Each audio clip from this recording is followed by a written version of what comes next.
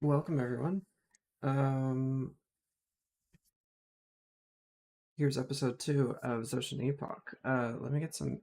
Well, I would have some music going, but we're having some technical difficulties with Foundry that I have to resolve at the moment.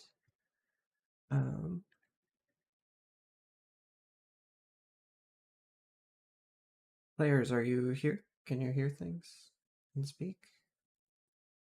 A mic check, perhaps?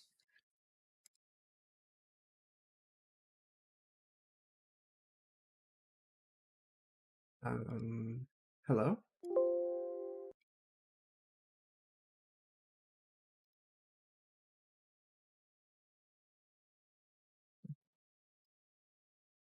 Oh, that's weird. Oh my god. I can hear you now. What the hell happened? Hello? I'm here. It's been so silent, and I'm like, what is happening? What is going on? Discord So just doing Discord things. Discord just doing Discord things. Is that what happened? Mhm.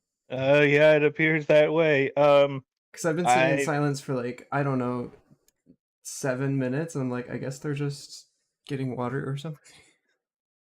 um I'm going to try a little thing on my end. I'll be right back. Just one That's sec. okay. Foundry is having issues right now, so I need to get that fixed anyway. So Okay. I can now hear everything very clearly. I don't know if I'm coming through properly on y- everywhere else, you but sound totally fine. okie doke. Yeah, I have no idea what the hell happened there. I was just sitting there talking to myself on occasion, and I'm like, what is going on? Um, I didn't hear. The only thing I heard was Sky respond for after we were silent for like 5 minutes. oh, okay. Anyway, for those that are watching, we just have this issue to work out. I am updating Foundry as we speak. Hopefully that will fix the issue, whatever it is. Basically, I couldn't load scenes, which is not very helpful for anyone. Hmm. Um, so, welcome to the very messy intro of session 2. Um, Looks like there's been lots of Foundry updates. I have a feeling that's why. Hmm. Um, Only about 10 modules updated, so that's quite a few. Okay, let's try logging in now.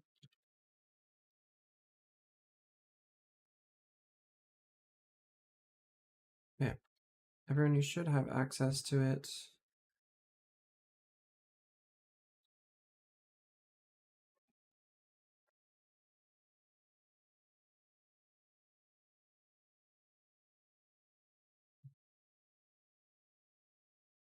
Yep. Okay, things are working on this computer. That's a good sign.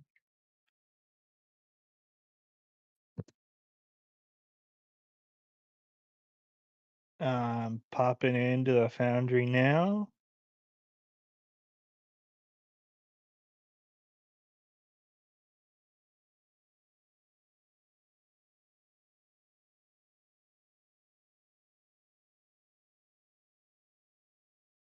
Okay, it's still telling me it has updates to do. Jumping into another scene is not working for some reason. Don't know why.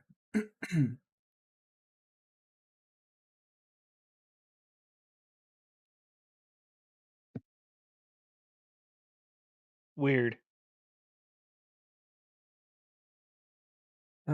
Yeah, very. Um,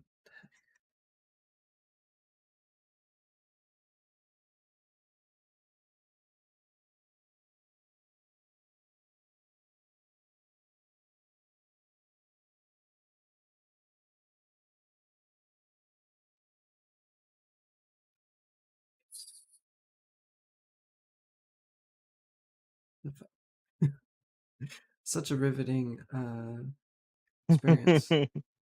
D&D 5th edition system is up. What? It also. I thought I did update everything. What the hell? Okay, there's something going on with the 5th edition system. Um, That that it, Game system. Oh, update. Okay. Didn't realize the game system's also updated.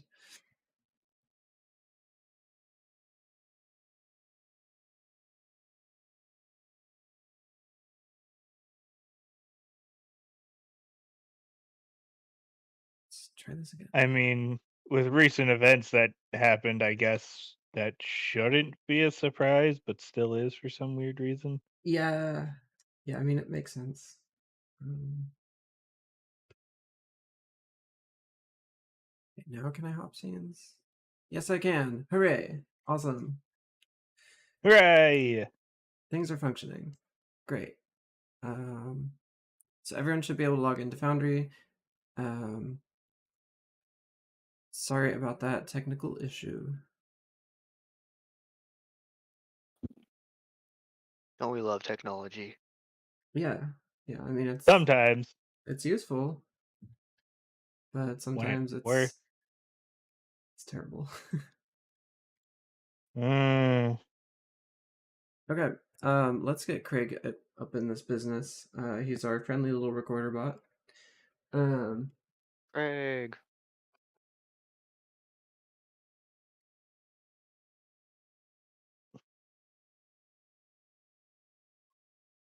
Just in case the stream Now recording. takes a dump.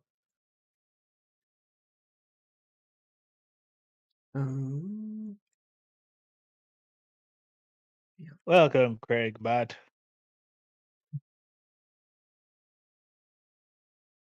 Okay. Now let's get everyone over into here.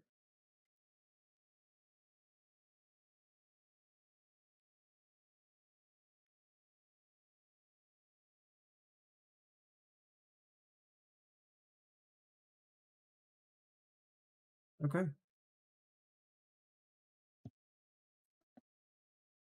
Just gotta make everyone disappear. Oh, but it makes. No, that's not useful. Never mind.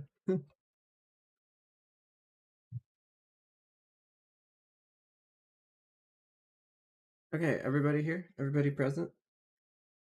I am Yeah. still loading the map. Okay. There.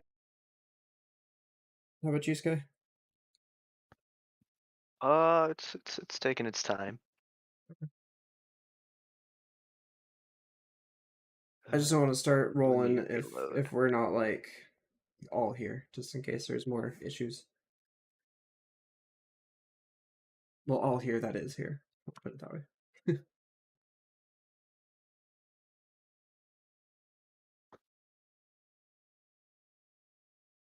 I might need you to drag me over to the map. Okay. Let's see. Is it working? I just clicked you in. It's loading. Okay, cool.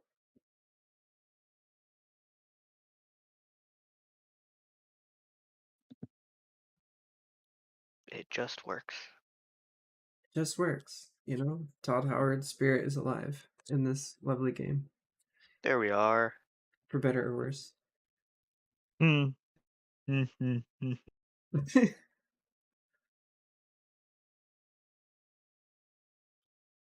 All right, awesome. Tally ho, I suppose. Welcome everyone to the second session of Zotian Epoch. Our adventurers have gone out and in search of missing beer and barley and other things that you use to make such items. There was a shipment coming into the town that they were staying in called Boclamel, and the shipment has gone missing, so they were sent out to go look for it. They ended up following it down a steep trail, and found evidence of the cart being dragged along on the frozen river to hide its tracks, going in the opposite direction of the town. And while they were tracking this down, they got attacked by a pack of wolves. The small gnome Shirsha almost died in that encounter, but the team was able to pull through and keep her alive. They then followed the trail of this. Oh, hold on 1 second. There needs to be music here. What am I doing? So much better. Okay. They followed this trail into the night. Ended up staying overnight, getting to know one another. Most of these people, or all of them, really don't know each other yet. This is their first outing together, and shared a meal and then continued on the next day. They ended up at where the river started to unfreeze, and found more tracks or continued tracks of the cart. They stumbled into a group of bandits in which a long and difficult battle ensued, in which two members almost died.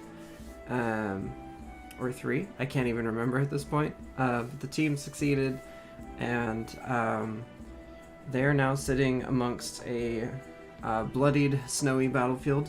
Or I guess it's a tiny battlefield. Near a cave with the tracks going into the cave, evidence of the bloodied grains of barley, and yeah, our adventurers are just resting outside of this cave because they just went through quite a long battle.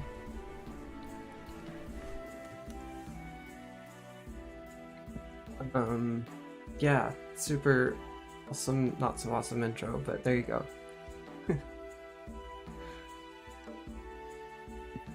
Adventures.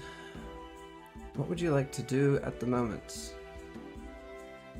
You just finished. I remember we were doing some sort of some resting to heal up. Yes, I believe we had discussed a short rest. Yeah.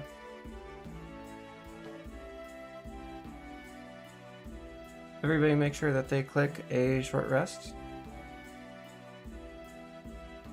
And we have 2 players not here at the moment, and I will be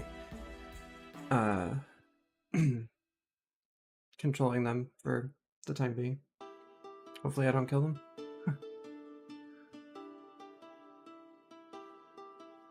I think we did before we ended last session. At least I did. So. Oh, okay. Yeah, if you remember, Yeah, if you did, go for it. Same here. Okay. It does. It looks like it doesn't double up on stuff anyway, so you'd be fine. It's smart like that, which is cool.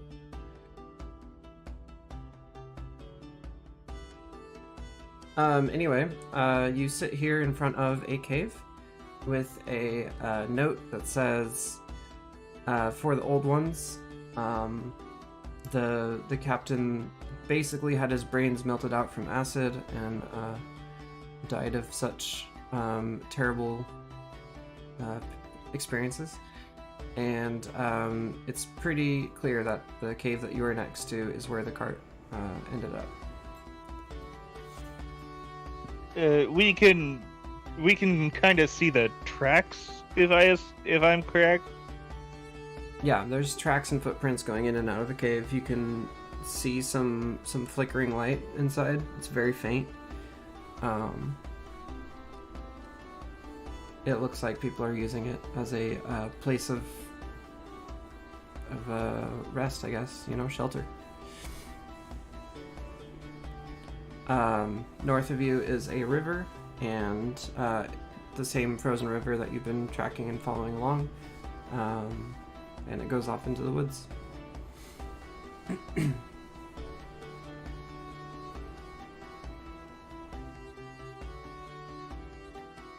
You are also in a cliff valley at the moment. Very sharp, steep rocks all around you.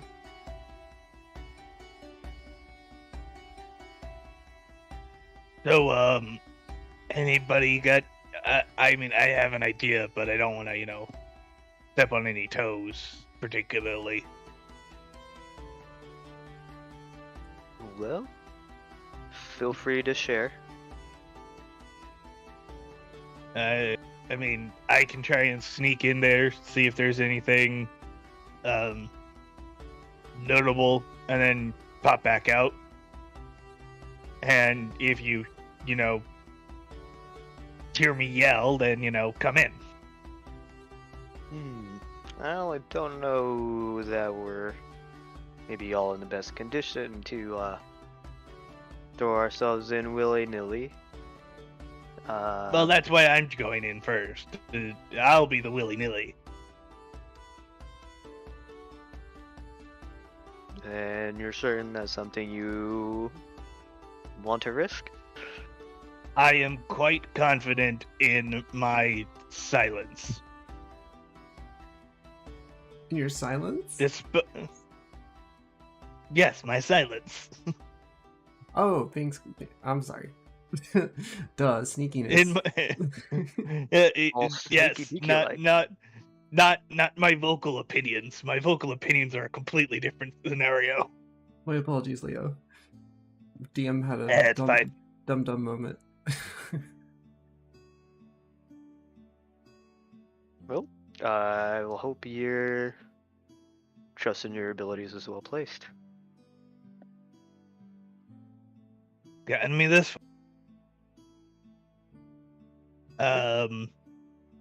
I'll holler if anything bad happens, but if I'm not out in like an hour, just head back to the town and see if you can get some help. That's if I'm not back in like an hour. Well, I won't be far behind. I'll just wait by like the little entrance to the cliff. Just hang out there. Or first, not the cliff, the cave. I know what you meant. Words. It's all good. First, Leo, as Leo, I would like to take a glance around the entrance with a little bit of either perception or investigation, preferably perception. Okay. I need to take a look at your dark vision. It's 60 feet. Okay, cool. Cool. Like most other dark visions. Yeah. However, there's this practical aspect of the map itself. Okay.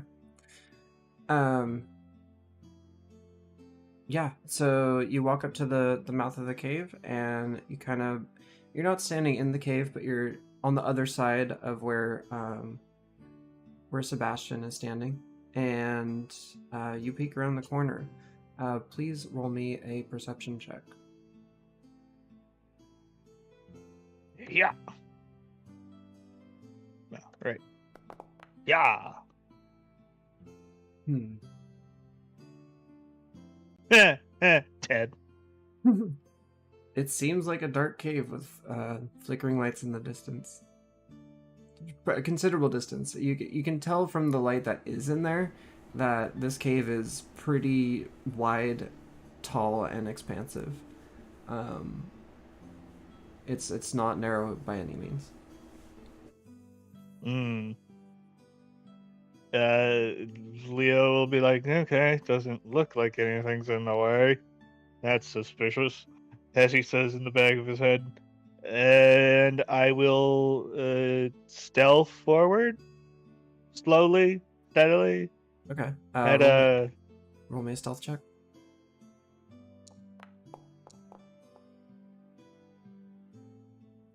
Natural 20, 26. Nice. Good stuff. Okay.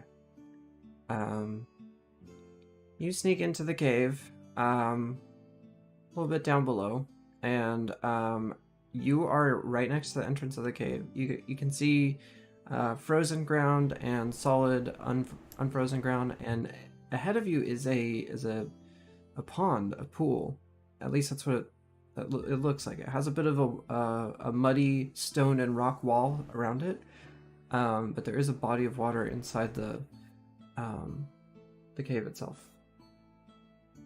Also, because of your magnificent luck, as you step into the cave, you do actually you see an orc on the other side of the pond, just sitting with his toes in the water, just kind of relaxing, kicking back and forth. He's just kind of looking down, fumbling with something, probably his weapon or something. It's pretty far out, you can't really see that clear of what he's doing, but that is something significant that you see.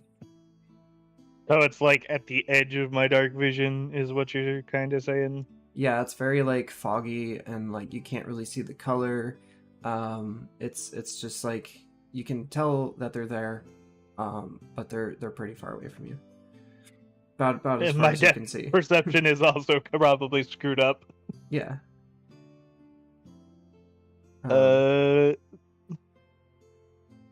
he will scooch around. I want to call it the north side, up this way. Okay. If you can see where I'm pinging.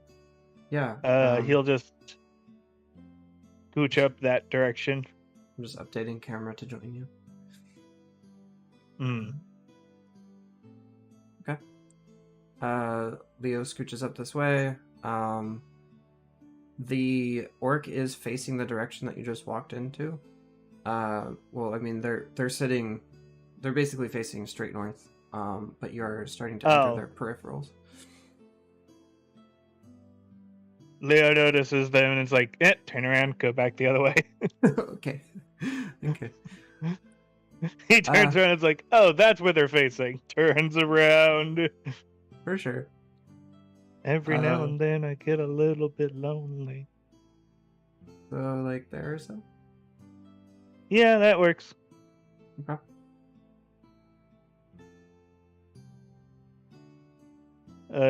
Anything he's picking up in the cave, like, besides the orc muttering to himself?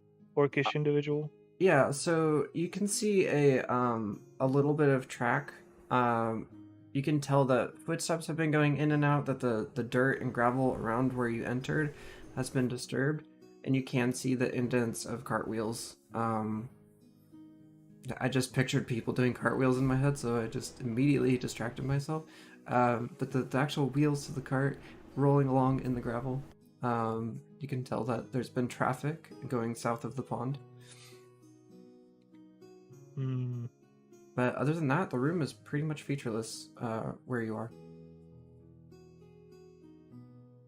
He'll follow the tracks a little bit further, but still kind of keep to the wall as much as possible. Okay. Let's say there.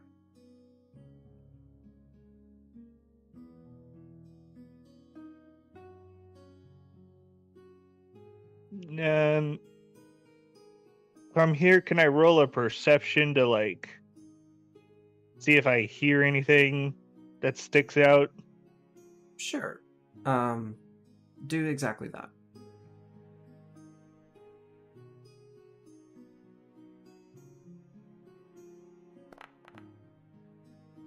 Nice. Yeah. Okay. Other than the sound of the water, and just kind of the general dampness of this cave, there's a dripping from the ceiling.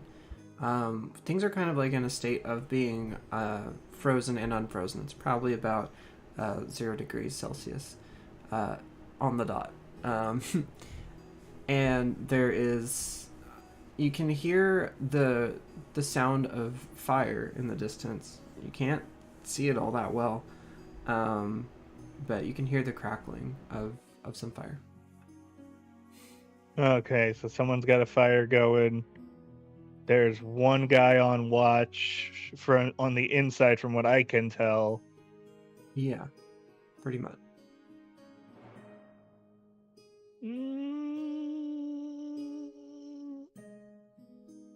He's gonna go a little further. Okay.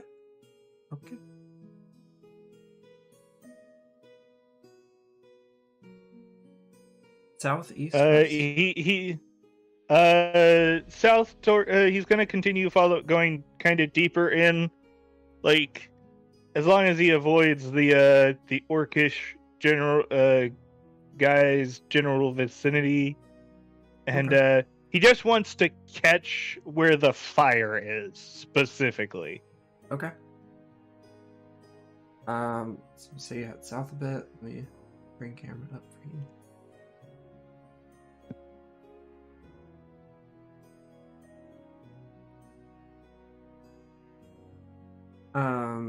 You're starting to get closer to him. I didn't draw it because I was silly about how I drew it. But the cave pretty much ends at the south end of this map. Okay. And I'm guessing I kind of just, like, lean around and, like, see the fire in the distance? You don't. Or is it just more cave? You're so at the south end where you're at. The wall is basically just where the map ends. Okay.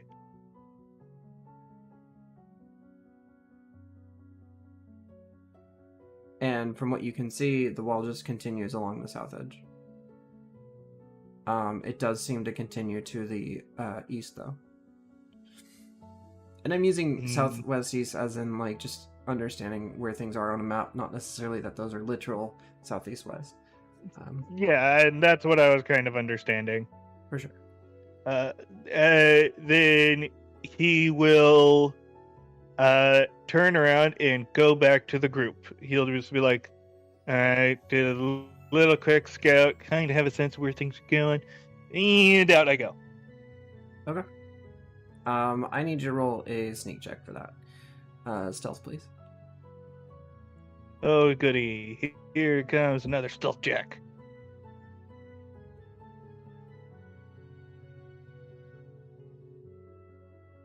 Yeah. Nice. 25. Nice. You swiftly and deftly slink along the edge of the cave. The orc does not see you. Nobody sees you or hears you. You are like a ghost. And you exit the cave.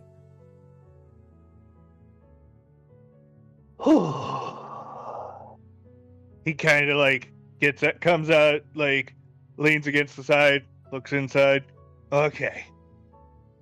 That was good. That was so good news. There's more in there. Bad news. There's more in there. I didn't get all the way in. Someone's gotta. Yeah, I'm back. Well, good. hi, You made it out alive. That's promising. Yeah. So far, there's only one guy that's just like on the inside, like right in there. Like if we're too loud, he'll notice and he'll start making noise. So I can try and get to him if he's still there. But if he makes too much noise, it's gonna ruin the whole element of surprise thing.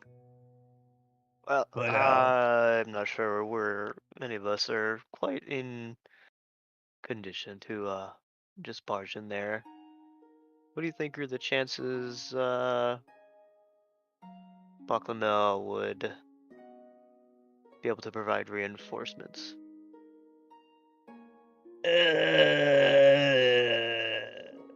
DM note, Baklamel does not have any standing military or guards. It is pretty slim. Like impossibly slim.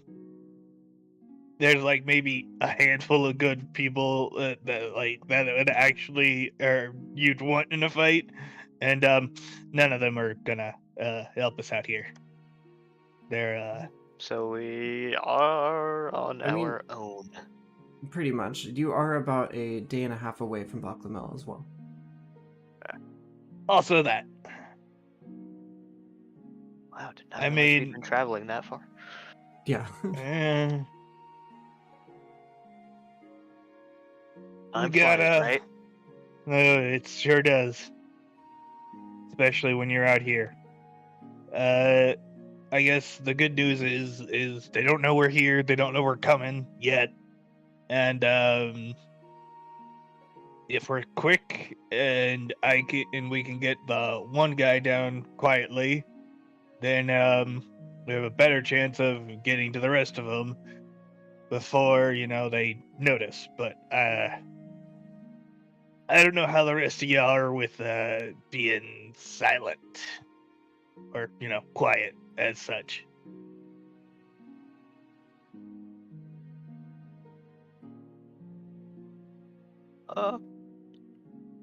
Probably not quite as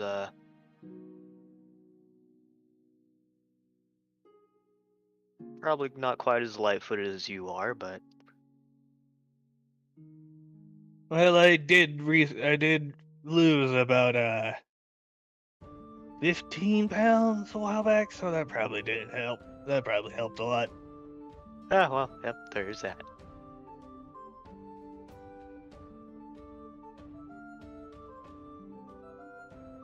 By the way, folks, for those who are watching, the voice of Guardian has arrived. So I will only be managing Shearsha today. Seems like. Well, so welcome, Guardian. Welcome back from your nap. Mm-hmm. Yes, welcome, Guardian. It's nice to have you. Mm-hmm. Mm.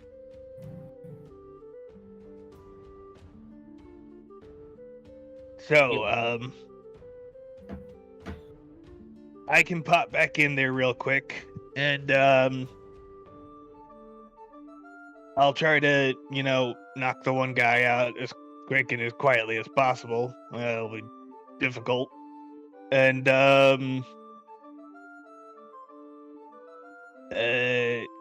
you guys come in if, things turn bad. How's that sound?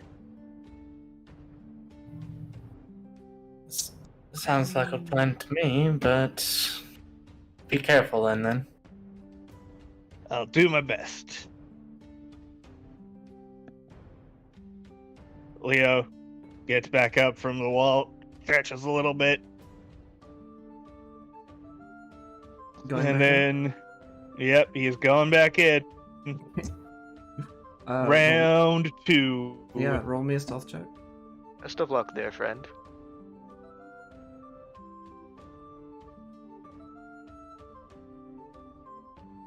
Yeah, come on. Yeah. Nice. 21. Nobody hears you. You're one sneaky lad, I gotta say. that is what he was born to be. He's going to slink up behind the orcish individual as quietly as possible. Okay. Just directly to the side of them, or like kind of go down to the kind of come down here a little ways, okay. And then kind of come up here ish, then just come in behind him. Okay, that's a pretty significant step. I'm gonna need you to do at least 2 rolls just to get to here. 2 stealth checks. Okay. There-ish.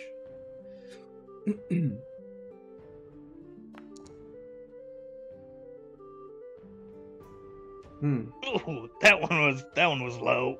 Okay.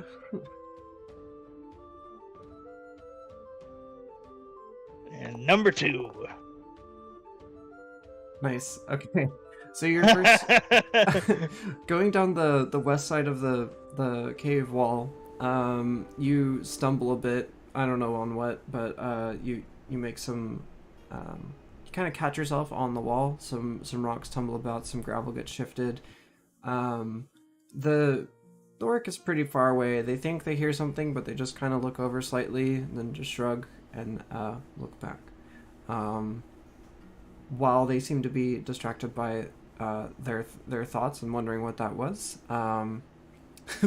Must have been the wind, says our Discord chat. And the rogue sneaks along the south side of the wall very swiftly, and nobody's the wiser. Would you like to approach the creature at the moment? Yes, I would like to hopefully catch the creature of the moment off guard a little bit. All right. So I'm gonna put you 5 foot from them in the adjacent square. Please roll another stealth check.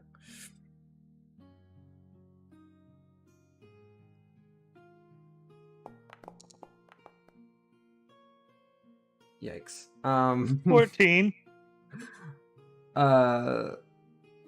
You move quick and quiet enough to catch them initially off guard, but they're starting to look around. They're pretty sure they hear something behind you. What do you wanna do? Once when they begin to look around, there is a blade at the bottom of their throat. Just go, and they hear a little They hear a little shush noise, like, what? Okay. They're about to struggle. Please roll a strength check. Oh, okay. A strength check. Sure. Where is that? Ability check. There we go. +0. 12. All right, here we go. The orc is instantly aware of your presence at this moment. They turn around, startled, and go, "Hey, what are you doing?" And they push you back. They get up out of the pool, and yeah, roll for initiative. Sure.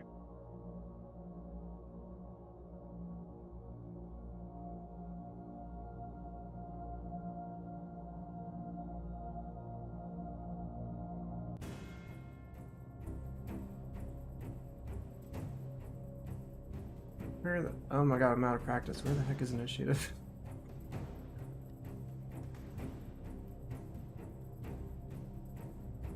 Did it go? Should have.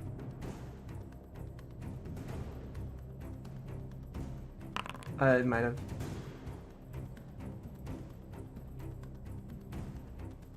The orc has rolled for initiative. I don't see yours. I'll roll it again.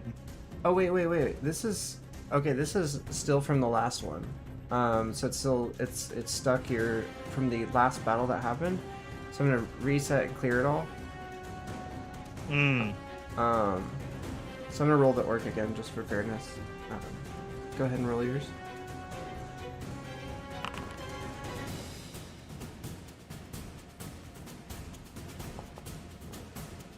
Okay. You have the first move between you two. Okay. I'm going to, I'm gonna try and bonk him on the head. Where is, there it is.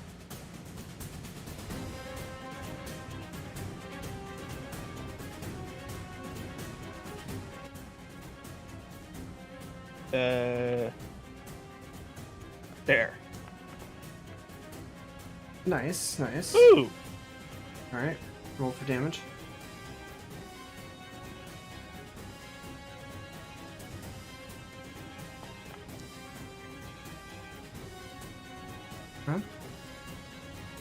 Huh? You swing your quarterstaff and bonk the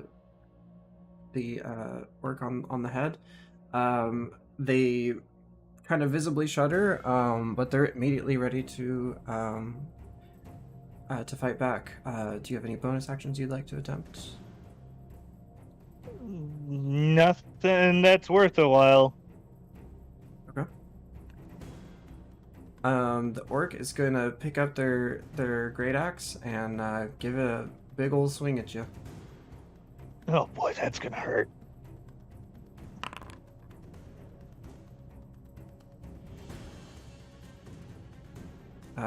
It hits. Yeah. I don't know the number, but if you say it hits, I believe you. I mean, your AC is 13. It was a 16. Yeah, definitely. You're KO'd.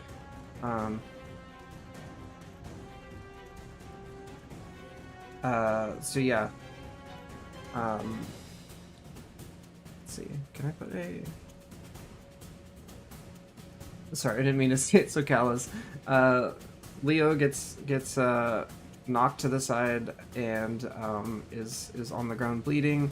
The orc is enraged and starts looking around and is heading to the mouth of the cave. Leo, you're presently out of commission. Oh, so I took a full more than 11 damage. Got it. Oh yeah, you're You're kaput. It was 14. Am I doing it? Are these private rolls? Oh, they're private rolls. There you go. Did not mean for that. No worries, I wasn't sure. Oh, yikes. Yeah, I'm down. No, it's it ain't fucking around, I guess. Sebastian is sitting at the mouth of the cave, just like the rest of the party. So how do you think he's doing in there? I mean, you guys would have probably heard some sort of commotion. Yeah, you would have heard some scuffling. The cave is pretty big, so it's not like super loud to you, but you do hear something. You're not sure if Leo is up or down right now. And there is footsteps heading your way. They seem a bit heavier than Leo's. Guardian is definitely going to prep an action to fucking hit whatever comes out of the entryway with an Eldritch Blast. Huh? Same, but with Thunderclap.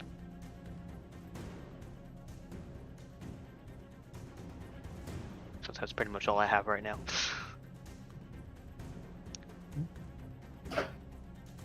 Everybody else, roll for initiative, please. Okay.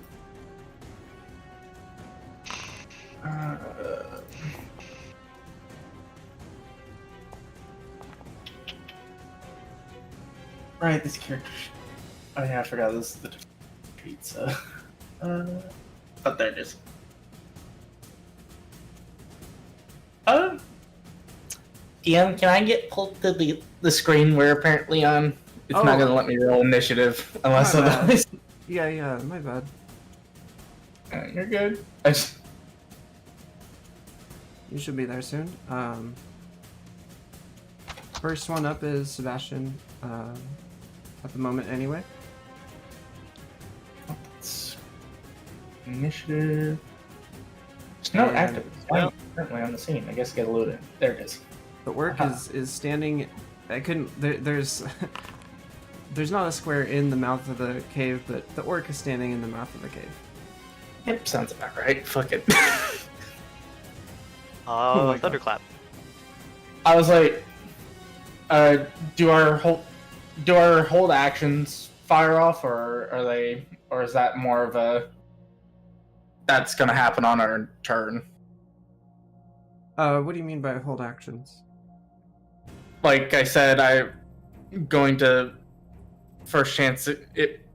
So instead of expending an action to do something, you can declare, I hold my action for when X happens, Y happens. So like what I was saying when I said I'm going. Yeah. Yeah, I wasn't sure if there was a mechanic for that, but if there is indeed, and it sounds like you were confirming there is. Yeah. Yeah, that's why I guess that's why I was asking is when you're asking us what we're doing as the orc was approaching, is I take it then our actions will play out then, or I'm cool with that. And Sebastian also mentioned his thunderclap, so I'm gonna count that as well. In a non-initiative, okay, a non-initiative attack, basically. Okay. So yeah. Yeah, so I'll just place my thunderclap down right at the mouth of the cave as he's coming out. Sounds good. So, so he needs to make a Constitution saving throw, and once that's done, I'll roll my Eldritch Blast. So we're not just mixing up the rolls in chat. So that's a Constitution save from Mr. Orc. Yeah. Yep.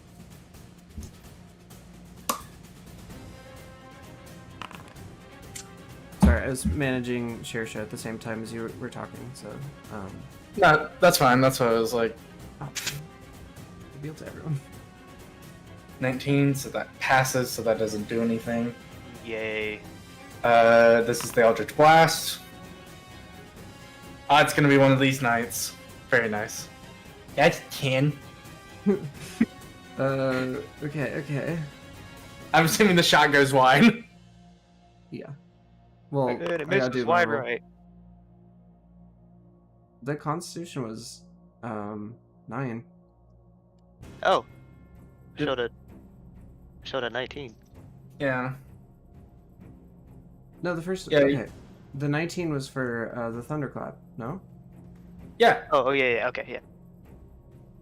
and then Yeah. a 9 Oh. for the Eldritch Blast. Eldritch Blast is the hit AC. It's not a save. Oh, okay. Yeah. So if they have an AC higher than 10, I miss. Yeah, you miss. Yeah. Okay. I guess that ends all the prepared stuff. Yep. That's the prep actions then. All right, so back into order. Sebastian, it's your turn. Do I still get a turn after? Yeah, go for it. I'm counting that. Like, basically, you did your prep stuff, and now you're attacking in standard roll form, which puts you in next. So. Okay. Alright. I guess in that case... Booming Blade. On... Or, dude, wait, hold on.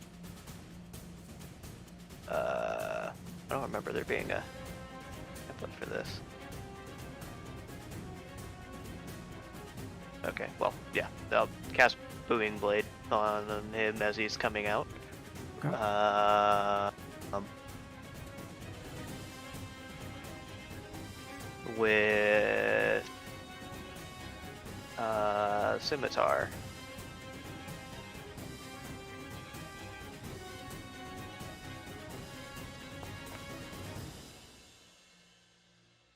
Awesome. 20 to hit. That hits.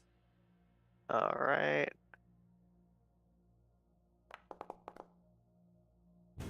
Six. Slashing. Sweet. And then he'll have the booming effect on him. So if he moves another 5 feet before my next turn, he takes is it 1d8? Yeah, so I'm reading it. It looks like Yeah. you don't actually do any damage immediately, though. Yeah. So yeah, I just use my whatever my melee attack is, and then from then he has an effect on him. So if he moves another 5 feet or more between Before now your and my turn. next turn, yeah, then he'll take that extra damage. Okay. Yeah. I need notes.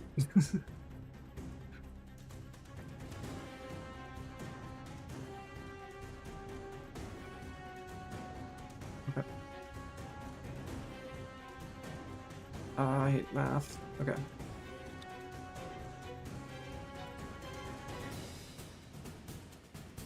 All right. The orc is stumbling around and bleeding.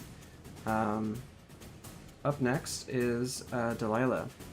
So she's standing back a bit. What does she have? Oh, there, a bard. Forgot she's a bard. Let's see.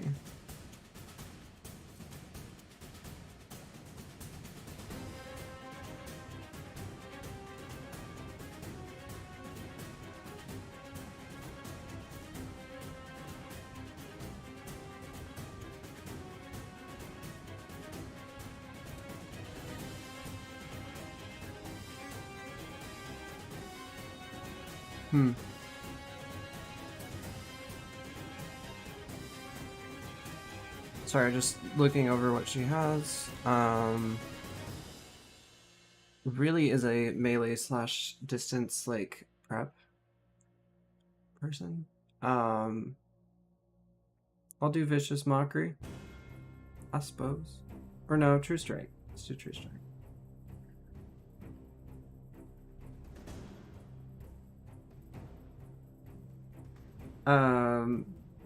She points at the orc and says some bullshit to the orc, and they now have advantage on their first attack roll against them. She's also going to move up a square. Next in turn is Maylord.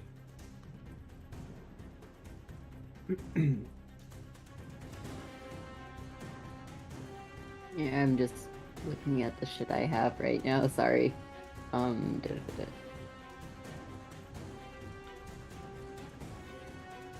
No rush. Dude's like It's all- right fucking next to me.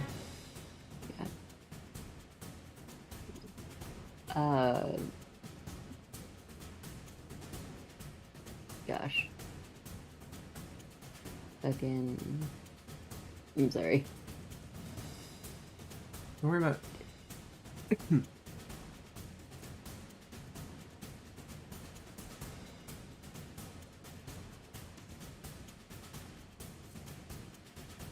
I'm not like really worrying about it. I'm just like looking at my stuff and just being like, where does it say how much damage it does?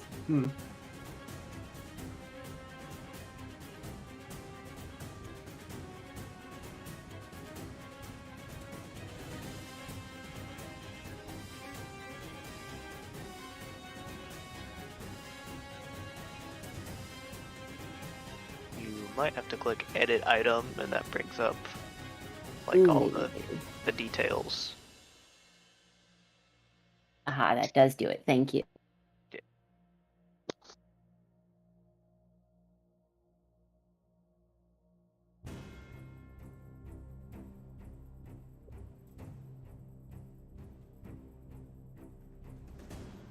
Yeah. I'm going to attempt to hit the dude with my quarterstaff. Okay.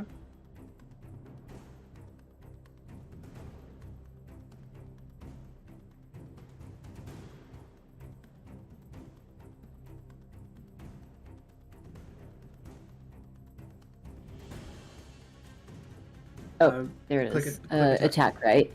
Yep.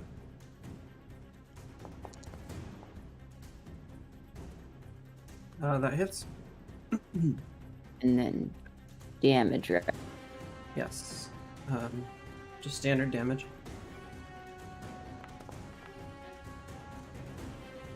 Ooh. Nice. With a satisfying thud of a wallop, this little drow bashes the orc's head and they fall down to the ground.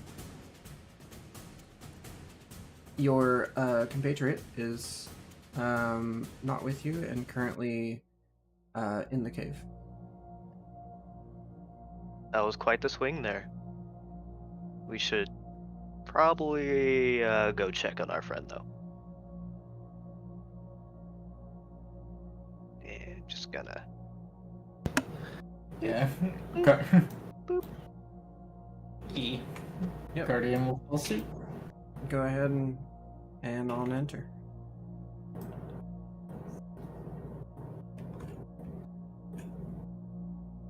That's how I delete that. Oh shit. Are we safe to? Yeah, so you're safe to walk around at the moment. Making our way. Like no one. You see our friend. Friend. And Friend. You're my friend now.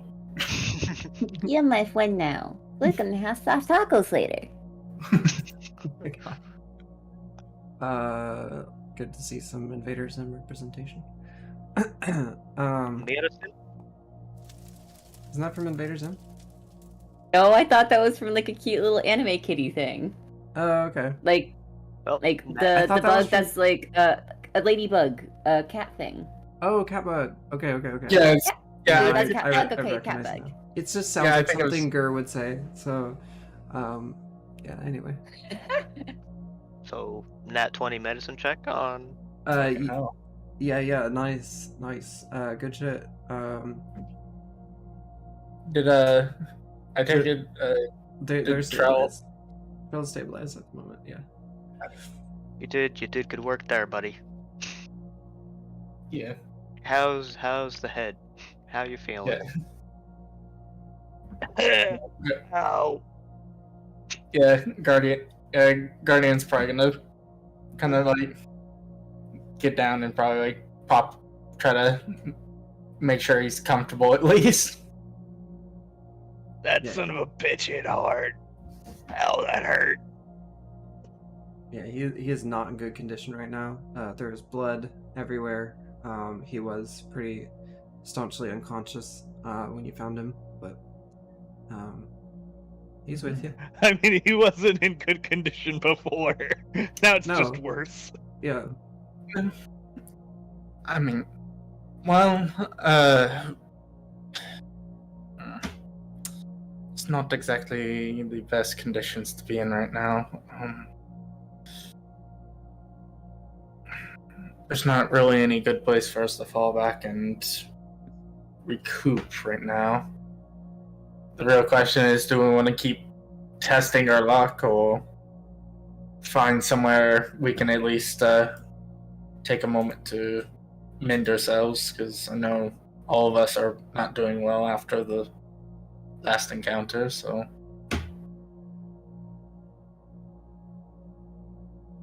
I mean,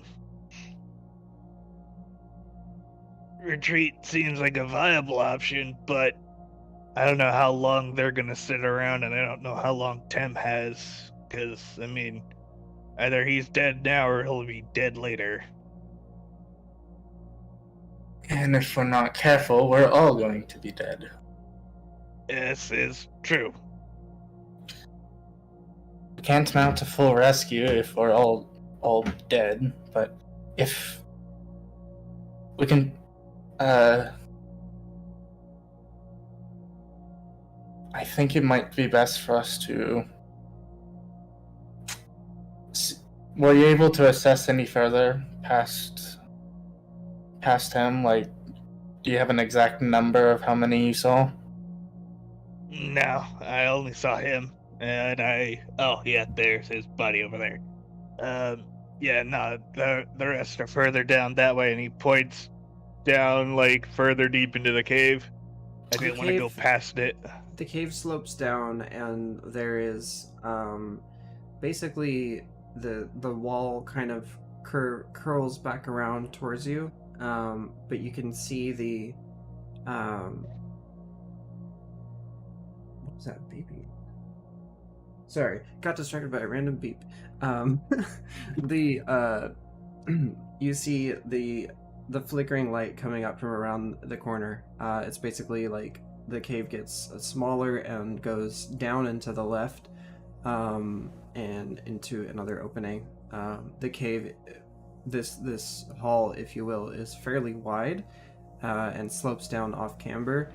Not super steep, but it's enough to obstruct your view of what's in the next area. She's gonna remove her barrel that she strapped to her back, and then she's gonna set it down next to Leo and go, I have an idea. It's probably not going to be incredibly smart, seeing as unless someone is a little bit sneakier, but I think I have an idea how to scout ahead this time around. Though if I'm going to do this, I have a bit of a small favor to ask. Now, you watch this and try not to pry into it too much. Leo raises one thumb up, just like, Alright, yeah, she fully sets on the ground, kind of with a thug. She's going to go back to the body of the orc and look into it as much detail as she can. She's going to come back, and with the one spell slot I have, I'm going to cast Disguise Self to look like the orc. Okay. And she's going to take the form of the orc and continue on down to kind of scout out. 1 second. Good. Got about an hour of this, so hopefully this works.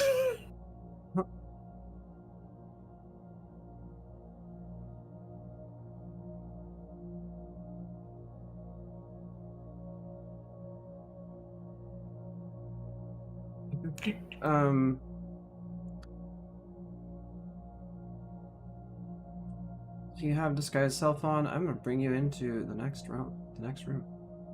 Yeah. What? I was just saying, yeah. Oh. Yeah.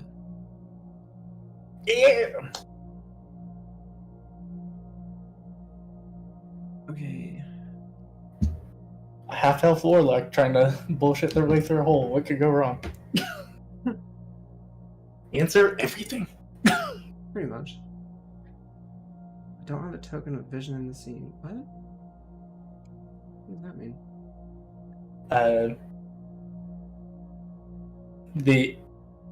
For whatever reason, sometimes the vision settings for a token don't set. So even though I may be on the scene, it could be possible that the settings for the token don't reflect the fact that I actually have vision. Or no, it was also camera. I was just trying to get camera in there. What does your screen look like? it is blacker than my soul. Okay. Yeah, your token's not there, so I guess I'll just drag you in. Seems odd. Oh, there we go. Now I can see. Okay. How far? What is your vision right now? Okay, I can see. I should have 60. Yeah, I was like, I should have 60 feet dark vision. If this place isn't lit up. It is lit up. Oh shit, fam. It's lit in here. It's hella lit. It's all lit. The camera token is not seeing as far as I want it to. I don't know why. That's too damn bad. Yeah. It's better. Okay, Guardian, you walk around the corner and you see campfires and some sleeping rolls and bunks, or not bunks, but bedding around the campfires. They've upgraded to bunk beds, those bastards. They're super fancy. You are in the corner, and let's see, what is your vision again? Okay, you at the moment are seeing nobody around the first two campfires. There are 3 total in this room. However, on the other side, the furthest of the wall, in the distance of your vision, you do see 2 individuals sitting at one campfire on rocks as if they were stools, and it looks like they're making food. Yeah. Oh boy. So this could go any way right now. Yeah, I mean you're disguised, so this could be interesting. I'm going to make my way up. Gonna try to act as calm and casual as I can. Okay. And making my way over. Mostly just hold up to see. One of a bandit walks up to you and says, "Hey, where are you?" They were kind of like in the shadows, away from the campfires, and they notice you walking up, and they're standing up from you and saying, "Hey, what's going on up there? Why aren't you guarding?" With the best, because that's the worst part, is disguise self only disguises looks. It doesn't change voice. Oh, it does. No, it doesn't. It's physical change. It's not. I mean, your voice physical change would change. change your. Okay, but physical change would change your voice. I mean, if you want to declare it like that, I'm down to play because that's absurd that it wouldn't change your voice. Now that is going to have implications of, say, like you change into something that can't talk very well. You're not just going to magically have your voice, yeah? Well, I mean, disguise self for the most part is just disguising as another person. So unless the person either has some sort of speech impediment or non-verbal thing, it should be fine. I mean, okay, I'm fine with it Yeah. just being your voice. Actually, I think that makes it kind of funny. Yeah. So, I'm gonna have to. and it pull is, some it is, fucking- it is I'm gonna have to standard pull some canon anyway. I'm gonna have to put some fucking This is gonna be some deception persuasion checks all the way down. Oh yeah. She never heard the dude talk, so she doesn't know what he sounds like either. Shit. Yeah, she's gonna. While this guy, she's kind of like sweating bullets, but like in her brain. But if he's gonna ask, with as gruff of a voice as she could probably go, and goes, "Well, there wasn't any food, so I figured to grab something real quick. One of the other guys is watching right now. Not really missing much. All it is occasional rabbit up here. Besides, what the hell are we supposed to be looking out for anyway?" Okay. 1 second. Okay.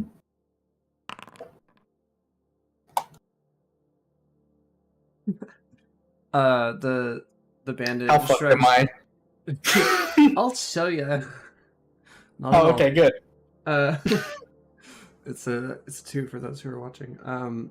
Yeah, no, the bandit just shrugs and goes, "Yeah, okay, just be quick about it. We need one of you large lads up there," and just kind of points his thumb back at the towards the campfire, where the two are cooking, and yeah, you're free to walk past. Fuck. The sweating of bullets intensifies. Oh, I'm sure.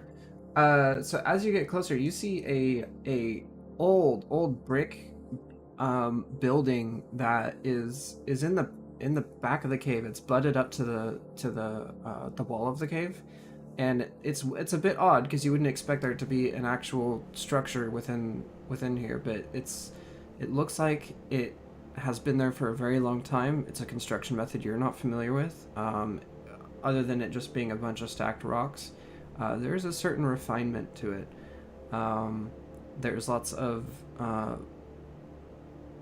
wear marks around it, and there is a single door behind the campfire.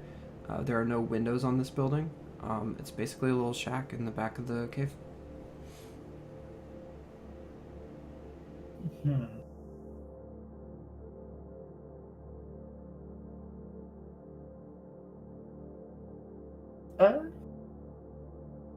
Don't check out the building. Don't trust. The other orc looks at you and says, "Get your own grub," and kind of like covers what they're cooking. Oh. Can I kind of let a little huff, kind of like a kind of acknowledgement, trying to make it seem like I'm angry, but I'm not. Yeah, just keep it casual. You know how it is. Casual, angry. Sure. The usual attire. I'm gonna go up to the door and Go for it. oh. So, oh come on. Trying to get the camera to get in there. It has walls. Walls are a menace to the token. I know. Sometimes. I'm like, I want this token to be God mode, and I'm not gonna figure that out right now. Yeah. Anyway, if you do, let me know, because I might need to know how to do that too. I will. Thanks. So you enter this hut, and there is barrels of beer to your left. There's a bucket next to it on the ground. You can generally see the description of the place. There's little boxes of food strewn about the place. It's definitely a mess. There's a lot of broken shit in here. A giant pile of rocks, wood, and rubble. Sacks of barley and things that are kind of torn open, and it just looks like a general mess of food and supplies.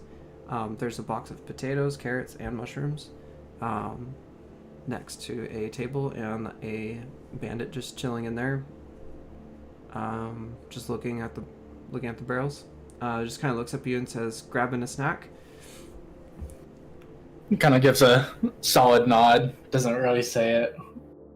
Gonna go check out. Yeah, gonna pretend to check out some of the stuff and stare. Kind of figure out a plan of what to do. Because so that's 4 bandits. 4 bandits. Trying to think of a good excuse to.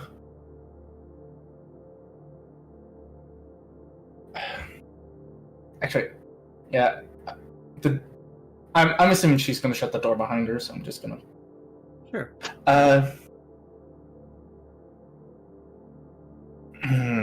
How can I bullshit my way through this? I mean, Yeah. everyone is aware that you're just grabbing a snack, so.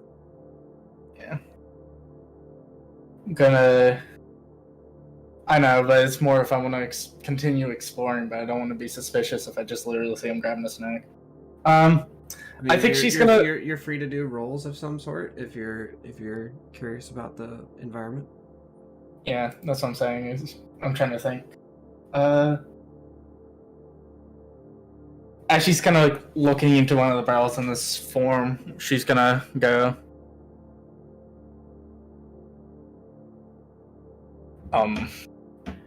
Isn't it usually about time for the rotation? It's a bit hard to tell the time based being in here like this. I can go grab another one of the lads. If you know where whoever's turn is next, I can go grab them if you know where they're at. Turns. Orc. Go back to your post. They just kind of shake their head.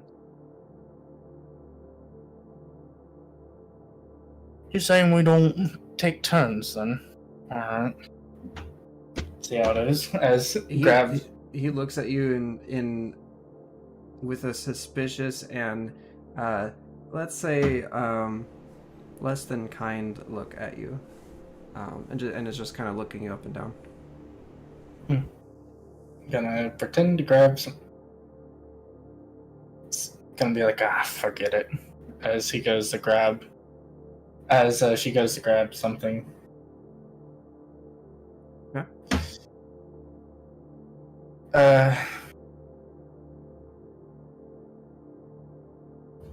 I'm trying to think. Because I don't really have anything to continue bullshitting with. Huh?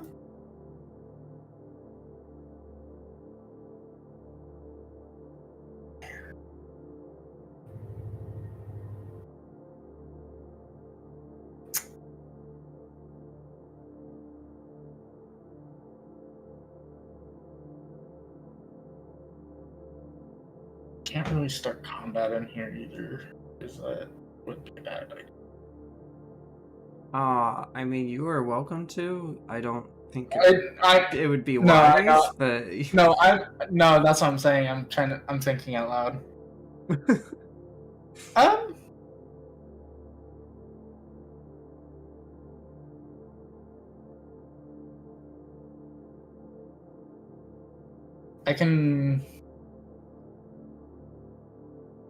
I have an idea, actually.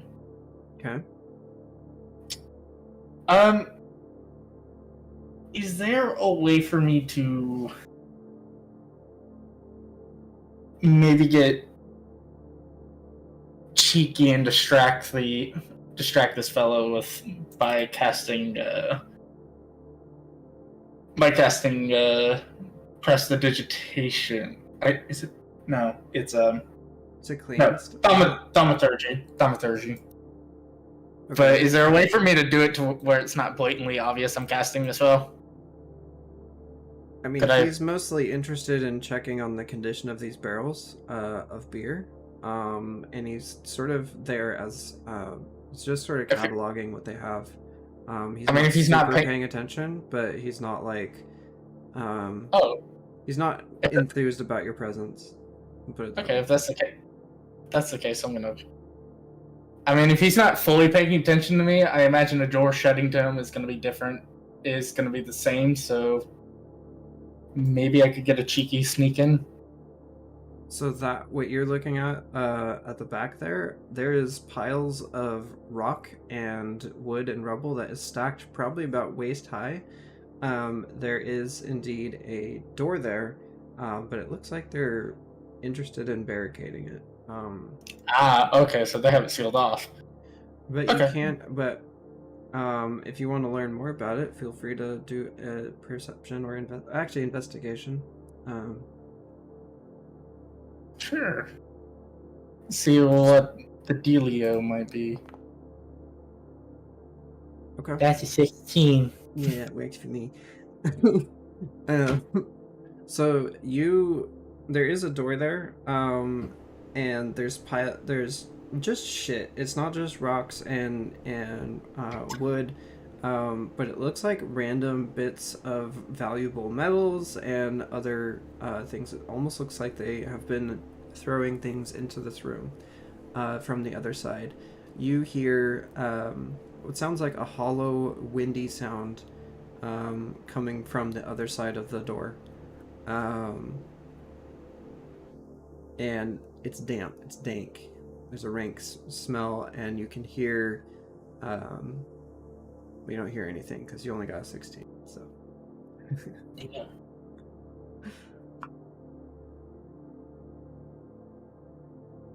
I'm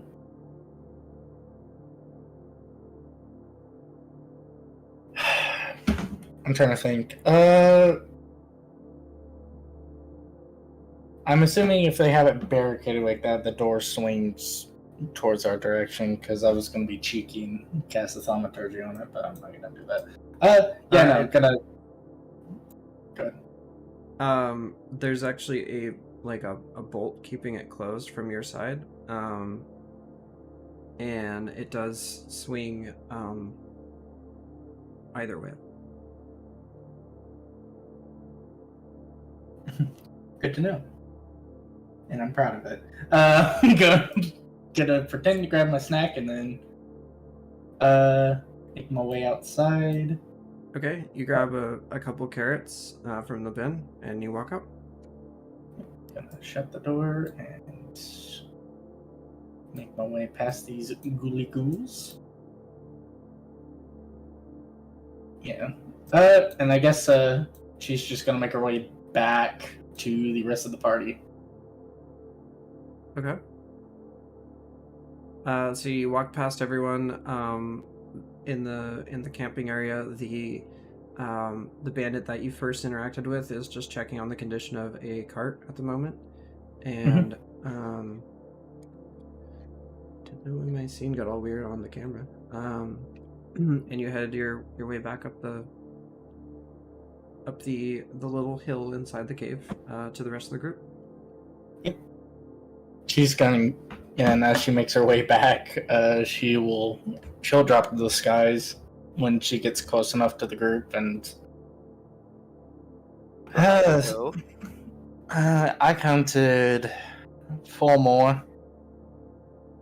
There's 3 of them.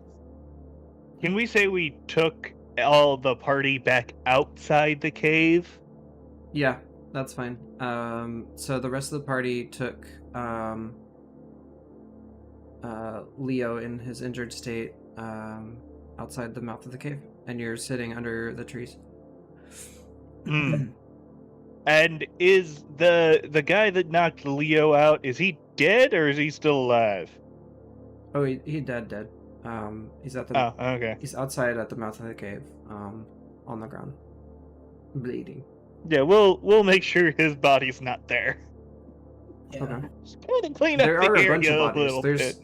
There's 4 bodies now outside. The captain, the 2 bandits, and the orc. It's fine. All spring cleaning. No spring cleaning. I mean, it is blood-soaked snow, so. I mean, could always break a hole in the ice somewhere and then shove them in there. That was actually the plan. Strip them of anything good that they might have, and Oh yeah, just crack open the ice in the rivers and then drop them in there. Just flow downstream. they won't be found until the thaw. Do whatever you want there. That's yeah. After taking an extensive time to loot their bodies, we will clear out a small hole and in the ice river and just chuck them in there, and then just they'll float downstream and then they'll be found when the snow falls or snow thaws. Okay. Yep. I'm gonna need y'all to do some strength checks and stuff. Actually, no. I just remembered that Sky has a pickaxe. Oh yeah, that's right. Yeah. Or a miner's. Though I pick. shouldn't be like, playing a character for you. I was just thinking like, what kind of equipment do they have? Because I was gonna like, how are you gonna break this ice? So Yeah, I have a crowbar. It's a good way, a pick is a good way to break the ice in conversations too. still pick your So nose. is crowbar. I also have a shovel. Okay. Well- So let's just say you all generally just pick at the ice and create a hole in it. You have enough tools and abilities to make that happen. By the way, Trell is still like very injured and isn't really able to assist at the moment. I was about to go, is that what Guardian comes back to, is them fucking shoving bodies He's in the the one ice? looting the bodies, and then like once one body is looted, he'll go to the next body, and the body just gets tossed into the river. Like, all right, looted. Here you go. Pass it off to the next, so we can. This is Team simply, effort. It's Team a effort. simply a line of fucked up brave Robin. The whole time, Sebastian was just sitting there muttering, just so uncivilized. Yeah. I imagine I'm assuming someone took Guardian's pack with them outside too. Yeah, it's sitting next to Leo. Okay, good. Yeah, as she makes her way back, is just so. Yeah, I got more of a count and some other interesting tidbits. They have a structure down there, it seems. There's 4 of them. And I couldn't explore as much because it seems like there's a bit more than what's going on, but it's barricaded with a bunch, and I couldn't really do anything because A, there was a person in there, and B, that would take too much time. And doing too much would arouse suspicion. So I mean, you got further than I did, that's for sure. So good on you. Yeah. A structure, you say, Mm-hmm. inside the cave. She nods. What sort of structure are we talking here? It was made out of material I'm not familiar with. Really? Yeah. That's certainly something odd. Yeah. So if we're gonna, we might have to figure out some sort of plan of attack if we're gonna go through there. If we're gonna want to explore any further, though. But Oh, I mean, I would love to see this structure, especially if it's structure of unknown material. as he's kind of saying this, Guardian's going to retrieve her pack and she'll put it back on. Sounds like it could have a potential new discovery. Well, I mean, this entire cave over here is an entirely new discovery, honestly. Might be a good spot to hole up for a lot of people, honestly, from the size of it. And it's only a day's ride from Block Lamel, so... Indeed. When we do eventually head back to town, we'll have to tell people about this spot. Yeah, definitely like to keep note. And you said you only saw 4 other people in there. As far as I can get in, yes. Yeah, so there's probably closer to 8 or 12, depending upon the size of the camp. Well, I mean, do we think we can deal with this. I mean, given our current conditions, there's no way we can really. Well, I think as far as the job that's been requested of us, I think at this point it may be out of our hands. Yeah, I guess. You didn't see Tem in there at all, did you? She shakes her head now. It just a human. I think he had brown hair last time I saw him. Just a reminder, you did see the beer and beer making supplies in that storeroom. Yeah. That's what I was gonna bring up here soon. And just... Sorry. No, you're fine. That's weird, because I thought Tem was only supposed to be transporting the grain, not the actual beer.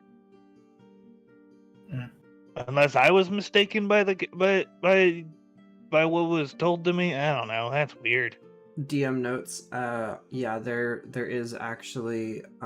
You were only requested to get supplies. That is what Teblian was transporting.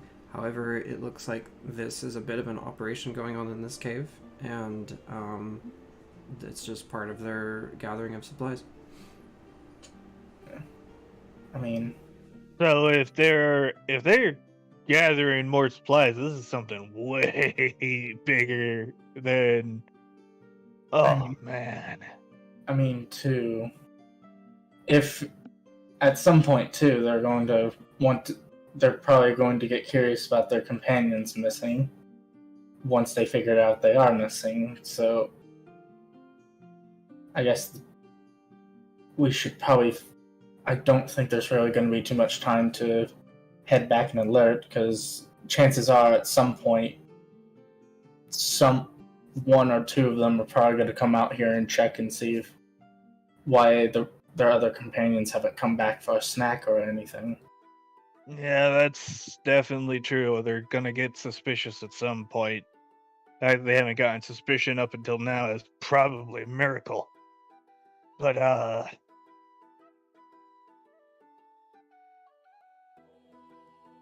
well then, uh, I think. Yep. I mean, be a good idea. We probably get on the move. I mean, our options are we get a distance away and camp out for the evening, and then we go back in and see if there's anything else we want to try and figure out, or we head back to town and tell them what's going on. Those are the only options I see, unless anybody else has options. I would personally think we ought to deal with the matter before reporting back, and because, again, we don't fully know what's going on, and it would be nice to have all the information we can get before absconding from the situation. Well, we're gonna need to find a place to lay low. I'll check around the area, see if there's like another cave or something to poke our heads into. Are you sure you should be looking around given your condition? Maybe you should rest up and let it. Reminder, you are. I'm sorry. Is it you're barely alive, Leo? This is true. I am barely alive, but I'm still breathing. Sure. Yeah, I like the mentality, sir. But yeah, Guardian is just gonna be. No, you. Considering what has already happened, if it would have happened again, I'm not sure how much we would really be able to help you if we can't get to I promise not to go far. I'm just gonna poke around the corner and see if there's another cave or something to sleep in. Rather than sleep on the snow, that's all. Unless you want to, like, go for a hike and find something, but, you know. No. Just be careful is all. I promise I'll be as careful as I can. Alright. Yeah, can I, like, poke around a little bit, see if there's, like, another spot for, like, our party to sleep in? Sure. Which way you want to go? Upriver, Okay. I guess, past the like up past here, I guess. Sure. In the meantime, I'd like to imagine Sebastian is probably just like trying to take a mental note of like the surroundings and also like the direction we came from to just kind of map it out in case at some point he managed to get a hold of some parchment or something to try and actually make a map. Definitely. It is a fairly significant thing that was described to you. So, yeah, Sebastian's deep in thought while Trail just kind of limps off. You see this... Leo. Yeah, I'm sorry, I keep using your name. No worries. Sometimes I forget we're streaming. And Leo walks off just kind of dripping blood, but like it's under control, and he just limps across the ice, sort of slipping and stumbling a bit, but makes his way across. And the guy really needs to get a hold of that, so he makes his way up the river. I'll be fine once I take a long nap. Didn't think of it. Probably would have been helpful if somebody had some sort of like a scrap of cloth or something to Yeah, he's holding himself. But... wrap up, up, so he's not dripping a trail, blood, Yeah, it's not heavy at this point, but it's noticeable. So Trell makes his way up across the river, and you don't see tracks anymore. It seems like all roads lead south, and that it's just kind of opening up into a general forest at the moment across the river. There are still cliffs to your right side, or I guess south side, and the river follows along the cliffs for a decent distance, and it just kind of winds back and forth.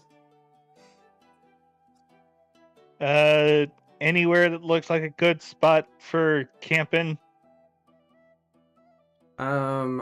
Let's hop into another thingy.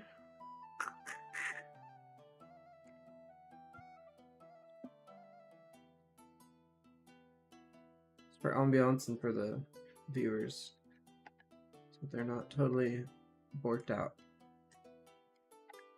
Alright.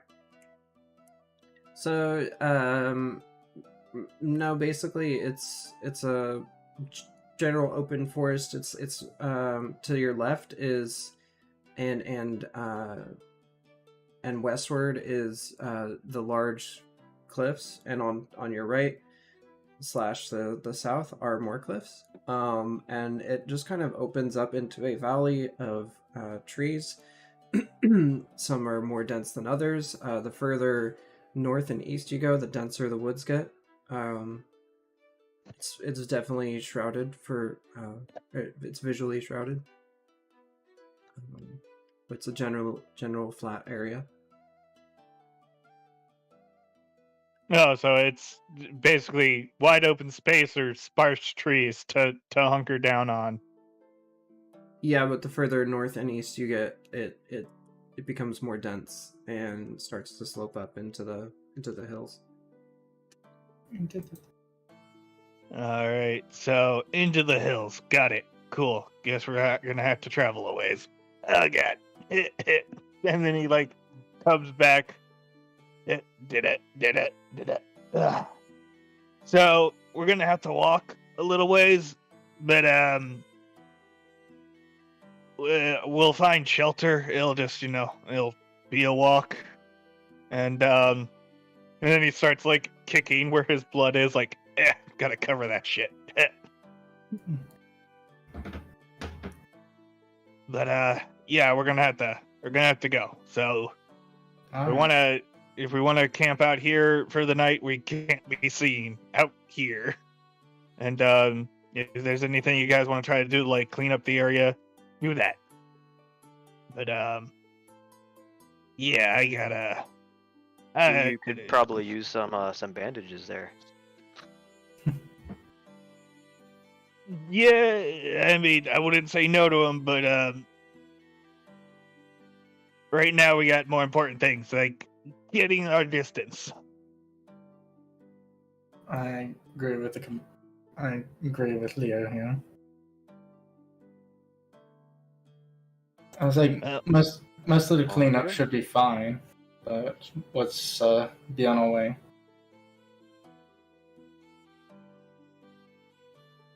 Leo kind of leads them off and leads them off further, like into the dense part of the woods.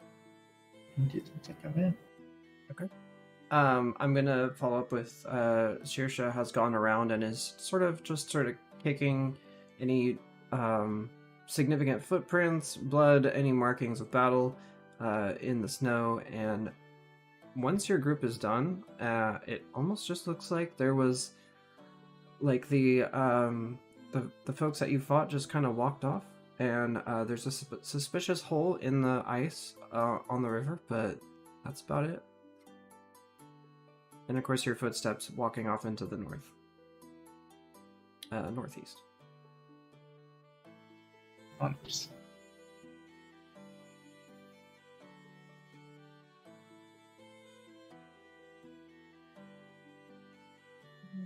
As we're like walking, just use mage hand to like brush snow over the tracks behind us. Nice. Very clever. Yeah, that works. Oh. The mouth of the cave looks traceless as far as your group goes. That's cool. You spend some time kind of helping Leo along, holding him up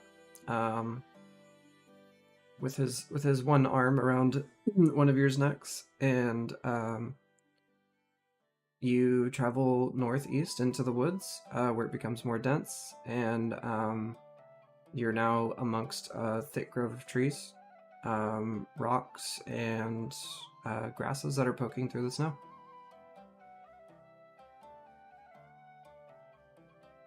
And Leo sits down once we get to a safer area, leans up against the tree, and is like, all right,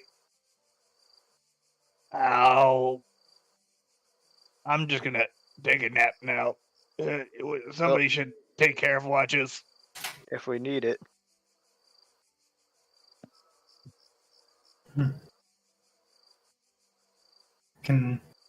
Alright, who wants to go first? I guess I can take first watch. Okay. Yeah, While you're discussing sorry. this, Shirsha is setting up her tent. I assume others are doing similar things. Yeah, Guardian will help set up tents if anyone needs help, as well as just making the little camping area comfy as best she can.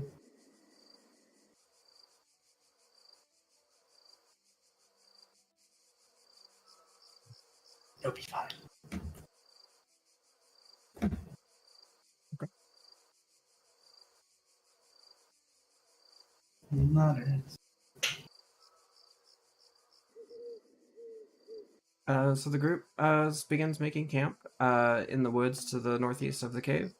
To everybody's knowledge, they were not followed or seen or anything like that.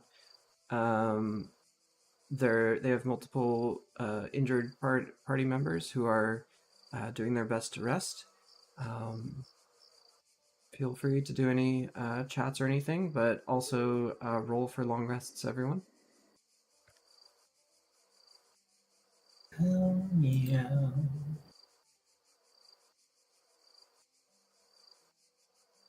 No, health back ammo. Let's go. My singular spell slot. Hey. It is precious to me. Oh wait, no, I have two. I forgot. Haha. Oh no. Oh, it's so dark, it's hard to see. Whatever. Yeah, so nightfall comes, and what else was I going to say? Everyone did their long rests, I think.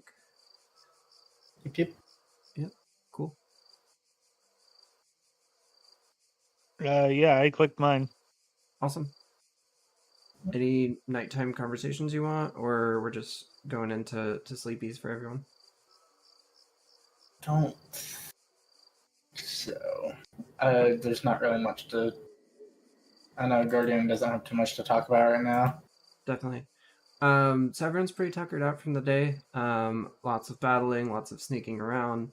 A lot of people just go passing out. No fires were made. I forgot who was doing watch first. Please let me know who that was. That would I be, believe that. that would be Sky's character. Yes, he's. Okay, cool. Bastion. Sebastian.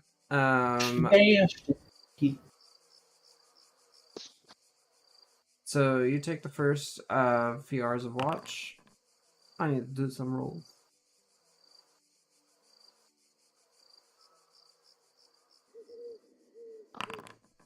And a pack of wolves comes out in TPKs. Or more winter wolves. Okay, half the night goes away, and Sebastian has a very uneventful experience. Go ahead and go wake someone else up to watch.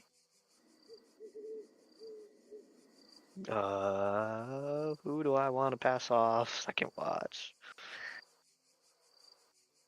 I don't know, I guess Guardian. Not too many Since choices at the moment. Leo probably needs to rest a lot more than anybody else. Yeah. Yeah, By the way, Had their shit rocked. He did say if he is needed for a watch, he will take like a later one after his after his long rest is done. Then he'll be like good for a watch. Like, oh After recovering from getting his shit rocked. yeah, absolutely riggedy wrecked. It'll be fine. Oh yeah, he'll be fine. You can tell he's seen much worse. Yeah.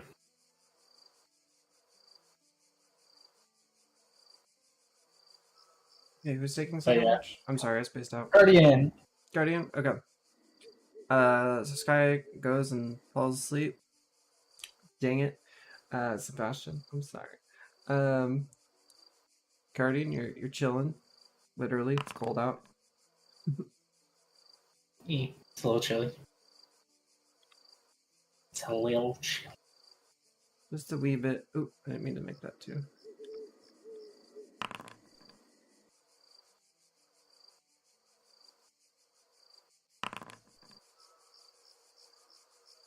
The dice have been kind to you this evening.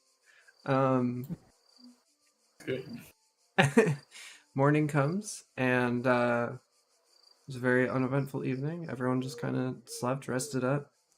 Watch was chill. Welcome to the next day. Oh yeah.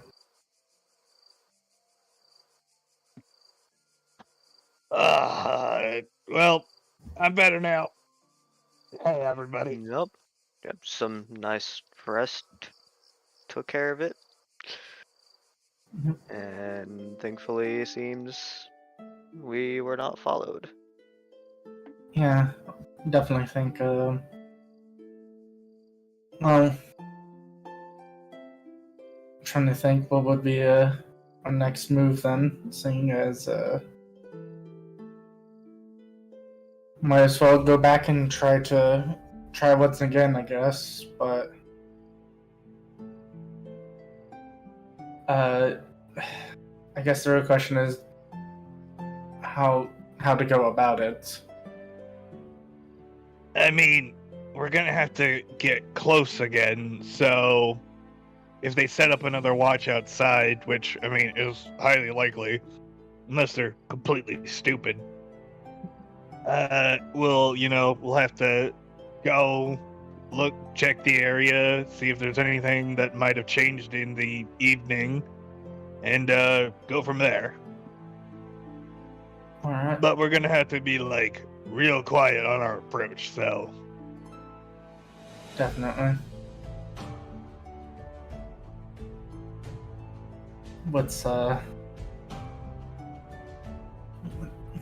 guess if there's we know for sure there's 4, so they're definitely going to have someone on watch. If we can get the drop on them, and that'll be 3 more potentially, and I think we can handle that if everyone has a person to deal with.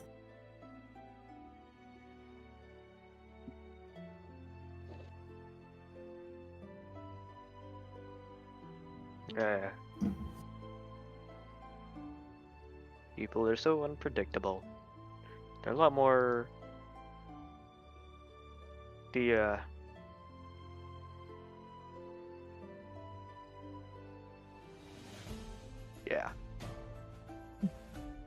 All good. I do want to propose that because we have multiple party members out, do we want to continue this combat encounter and head on in? Or would you like, or potential combat? Okay, I'll just guarantee it's combat. Do we want? It's obvious. So because we're at a we're missing some people, do we want to make this a pause and just have a short session today? Or would you like to go ahead and dive back into that area? That's up to you 3, to be honest. I'm confident. Yeah, I'm also confident. Like, if we can, can manage to, survive this combat encounter, we should be, semi-okay, I think. Okay. Just It doesn't sound like. The question is for the 2 that are not here. Yeah. So I'll be managing their characters. I would think it would be. It's a little bit more unfair because I'm not as familiar with the characters. I'm not gonna have their optimal combat or whatever. I'll just be picking things. So. I mean, that's. They won't be as effective as normal. They'll be fine. If that, I guess that's ultimately up to you as well, DM. If you feel comfortable enough to. No, I'm fine with it. I'm just like stating that it's gonna be worth it, and like we do need to build momentum for this campaign and get people into it. And I know sometimes DMs do kill players while they're playing players. I feel like for purposes, I've fucking done this. I know, and that's what I'm a little afraid of. But also, like, I think I might just guarantee for at least the first few sessions, if I'm running a character, they automatically don't die. That would just be a bit rough, This isn't supposed to be a brutal campaign anyway, so. So far, it's been not that, but whatever. I mean, hey, I made the bad decision to, go 1v1 an orc. It was a bad decision. That was a bad decision. I'll be honest, that was an interesting one, but he came out on the other end. Yeah, I did. I survived. The risk He was did it. related, but Okay. not the best at that. Also, I'm guessing they didn't have much in the way of loot, so wasn't really worth it. You had already muted or looted the Right. others at the end of the previous session, so there wasn't really anything to gain. They're just an orc. Not to. Okay, I'm partially in the mindset of the NPCs right now. It'll be fine. Okay. They're just a stupid orc. No, yeah, but that's nobody cares. Nobody cares about filthy orcs. Yeah, terrible orc kind. No, the hey. I'm not gonna say nothing. No, the group here that you're fighting is not terribly fond of non-humans. So, which I was trying to make obvious with the encounter in the cave, but you know, It's all good. Anyway, I figured the moment I brought up any sort of unionizing with the fucking, she's like, "What the fuck did you say?" Yeah, the other orcs just be like, "Fuck you talking about unions?" yeah. I'm just saying, what you. Hey, I'm Saying all these about work unions, conditions, so- these work conditions are terrible, and we deserve better. I mean, if you want to go there, we could. We'll figure that out after we kill them. Like, No, I say unionize these we guys? rise up. I say That's we it. rise up against our corporate overlords. It's gonna happen one day, Humic. I'm telling you, and I'm I'm cool not with gonna that. make it obvious. It's gonna get fucking union. I know you're gonna let it. You're gonna be down with it. It's just more of it's gonna happen. It's gonna be at the most random moments of just suddenly gonna be like, you know what? I'm starting a union.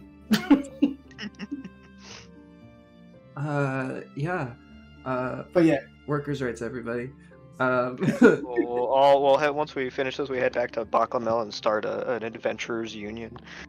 I'm up to you. yeah. So, would everybody like to head back towards the cave? Yeah. Yes. I guess Okay. we're gonna YOLO it. All right. Leroy Jenkins. Leroy Jenkins, it is. Once we get close, we'll hush it down and like. We don't want to get too close to the cave. We want to see the outside of the cave first before we that's jump fair. in head first. That's fair. I'm just picturing all of us like, grouped together, walking all hyped up, just like shoving each other, like, yeah, we're gonna go do it, we're gonna do it, and then we get close to the cave. And we're like, okay, shh, okay, everybody, shh, we're getting close. And then peek around Scooby-Doo style. Yeah, I mean, that's your prerogative, I suppose. But you did kind of already do that, but it didn't work out so well. It's fine. Yeah. Just because it fucked up once doesn't mean at some point it won't work. True. True. We'll make it work. But anyway, yeah. In the meantime, in preparation, since Sebastian knows shit's about to go down. Mage Yeah. armor. All right. Yeah. Roll that stuff. Let me think. What was I doing? I don't think it's not a roll. It just applies. No, I know. So My let me think Got was a different Got thing. Thinking out loud. You know how it is. getting ready. Let's do Yeah, this. getting ready. Getting buffed up.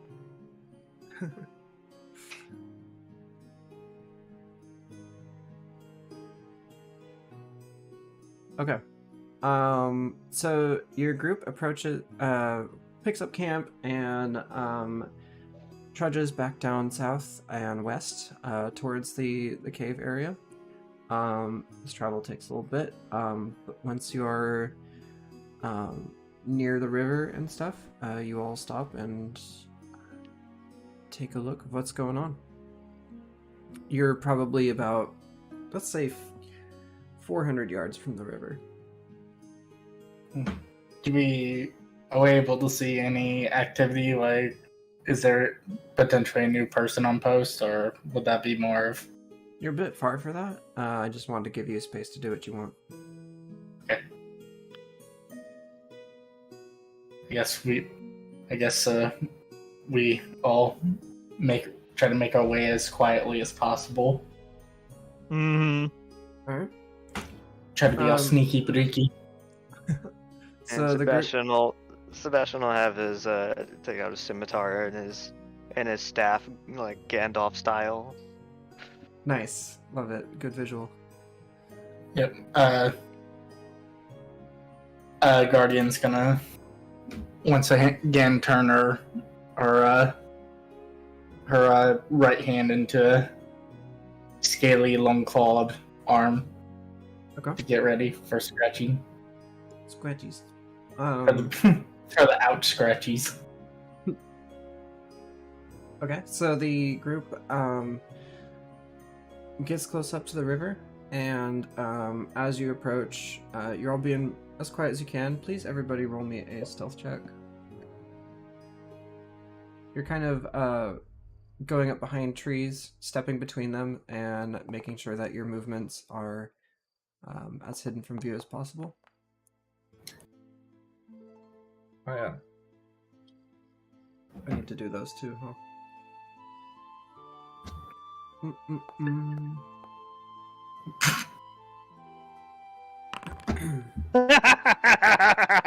I like how the sneakiest bastard of us all is the one fucking...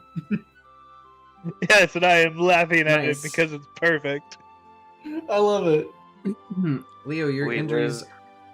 We live for the irony. Yeah.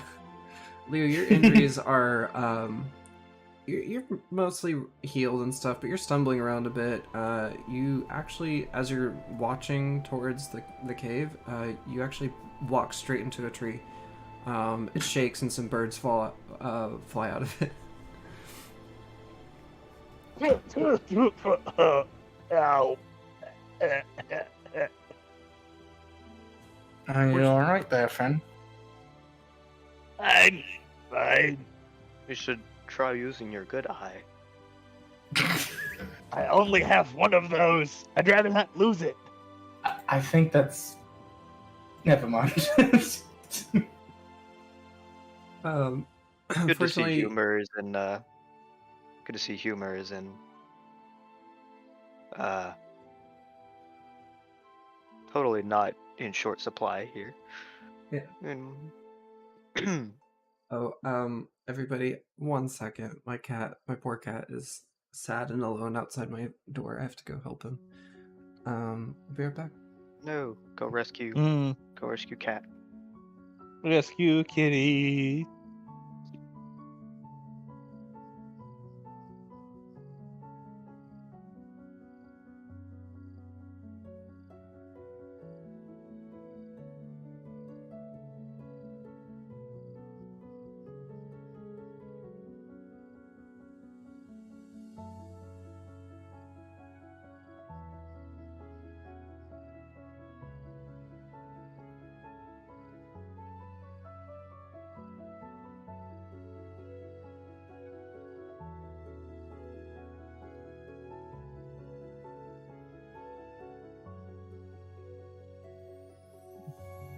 I'm back.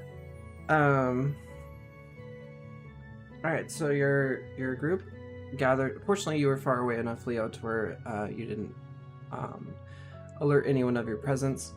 The group gathers around a tree close to the river, and you are now close enough to see that one of an orc is standing outside the cave mouth next to the river, peering at the hole in the ice. And just kind of looking around.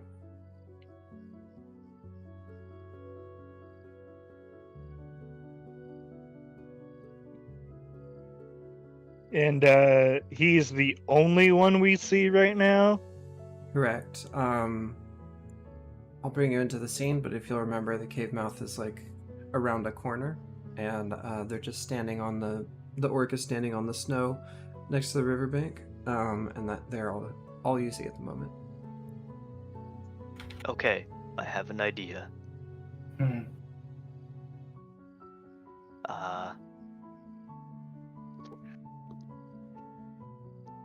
I can distract them, maybe, from a distance, to give someone an opportunity to slip in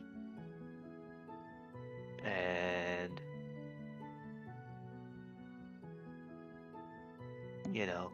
take them while they're distracted. Yeah, if I can get close enough, and Guardian here wants to snipe him. Indeed. I can We give it a think we can go. pull this off? I believe in us.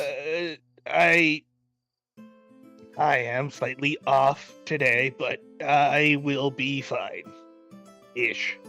Do you trust in your skill for this, or should we maybe I see if mean, Maylord may need to step in for you? I mean, if V wants to, I won't stop them. So I'm not exactly certain about Maylord's fighting style, from what I've noticed. That's all. I know mine, and I know what mine entails, and generally that means sneaking up as quick as I can and then stabbing somebody. Last time I chose not to stab, I tried to knock him out, but he caught me right beforehand, and then... Yeah. I will advise that the last time you went and tried to face an orc solo, you did get KO'd, so, This is true. That's why we're doing the tactic of skirmish. And This time I'm not going in alone, though. to your knowledge, the people that you are fighting are not extremely numerous, at least as of yesterday. Yeah, we roughly can confirm 4 other people, so it'll be fine. All right, Mage Hand to the rescue. I am going to stealth and try to get behind this orc again. And I'm going to trying to think of how to flavor this of distracting them with Mage Hand.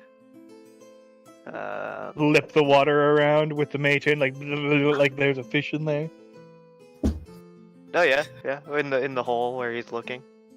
So he's looking at the hole that we made in the river. That we deposited the bodies. Yeah, Yes, the hole we It just- deposited the bodies in. Well, I'm sure they would have flown down by now. They have. so The bodies are not could use- anywhere near Yeah, we there. can maybe The maybe current like has use, taken care of that. Yeah. It's just out of character. It's just fucked up because it's like, We're taunting you with the.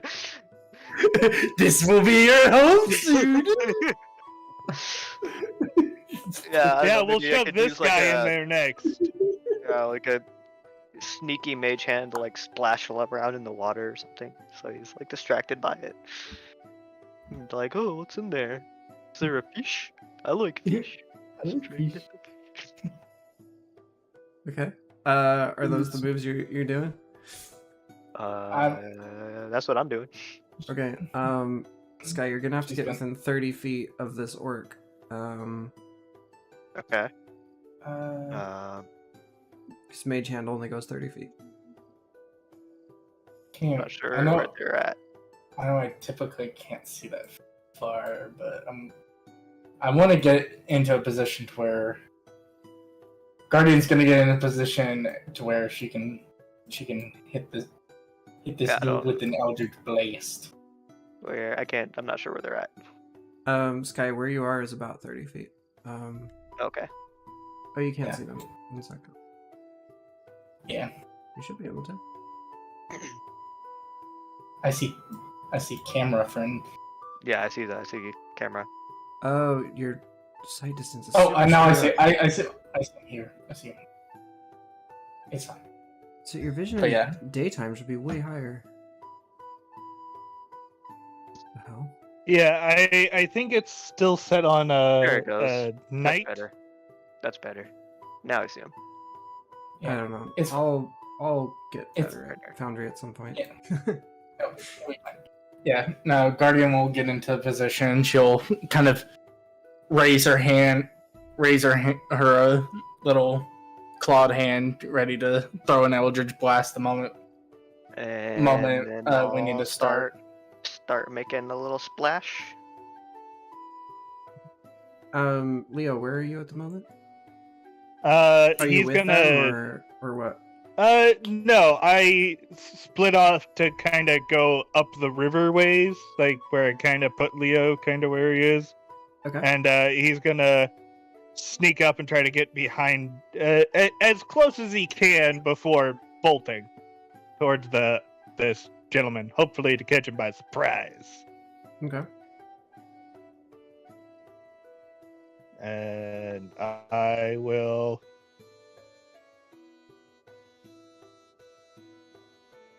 So, Oh, come on, where are you? There you are. by Hello. chance, since I don't know how we would do this, but like using the mage hand as the distraction, would that maybe like give advantage on the stealth check or something, or how would we go about it?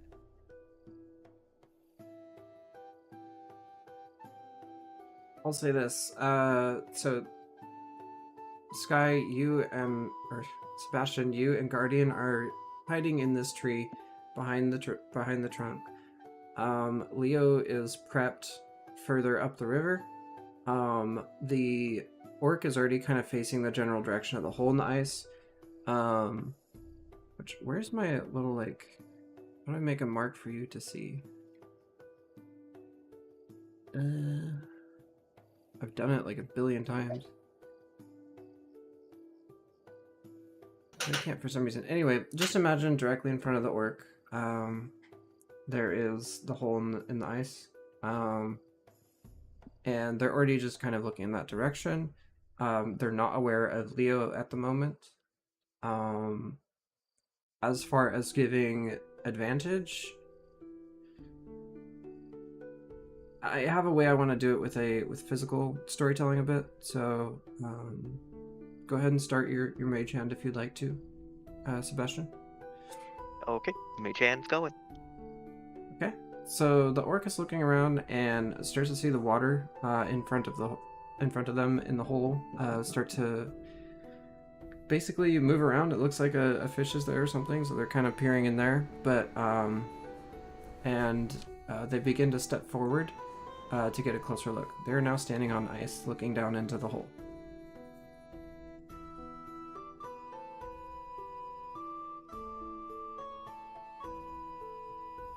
Alright, they're distracted. Yep. The advantage is they're standing on ice, so. Well, I only got an 11 that roll. Yeah. So, fortunately, you're quite a distance away. You're presently 65 feet away, so I'm going to say that you're making crunches and slips on the ice, but the orc is not aware. They're presently distracted. Alrighty. Feel free to make your way closer, and once you do, we'll do another stealth check.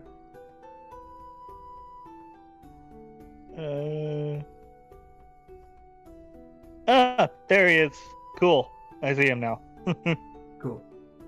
I'm picturing you would like skirt around the tree.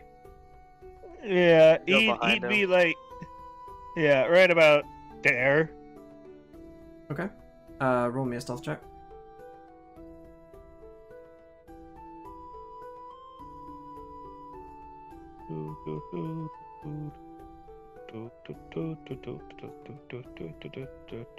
Yeah. Yeah. Nice. The orc is presently distracted by the funny thing in the water, just kind of scratching their head, looking down, trying to see the fish that's making the waves, but can't see the fish. Leo, how far south can you see? Not terribly, only, I can see the mouth of the cave. Okay. So past the mouth of the cave, you see a bandit looking the other direction. They do not hear you at the moment, but you can see them. They're looking towards the way that you all originally arrived at the cave area at. So basically, the orc is facing one way, the bandit's facing the other, and you have successfully snuck in between their sights of vision. So, good job. Hooray!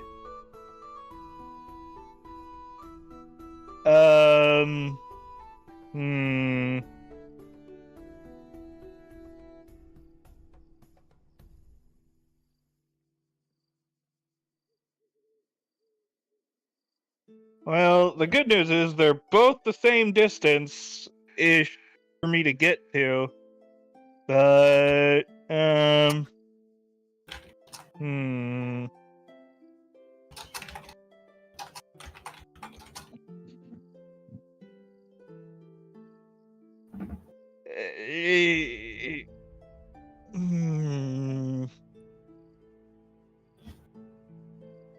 You know what? Leo's gonna like behind this one guy and push him into the hole, and then try and stealth behind the tree again. Okay. Make me a stealth check to get up behind in the block behind him. And then I'm gonna have you roll a I think a dexterity check. Athletics. Yeah. Or I mean it's. Your stealth is 4 or 10. Okay.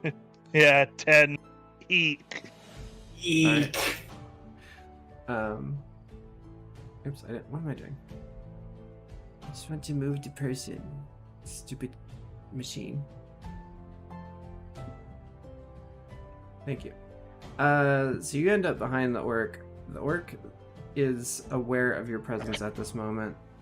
You can they're starting to turn around. You can still try and do a push.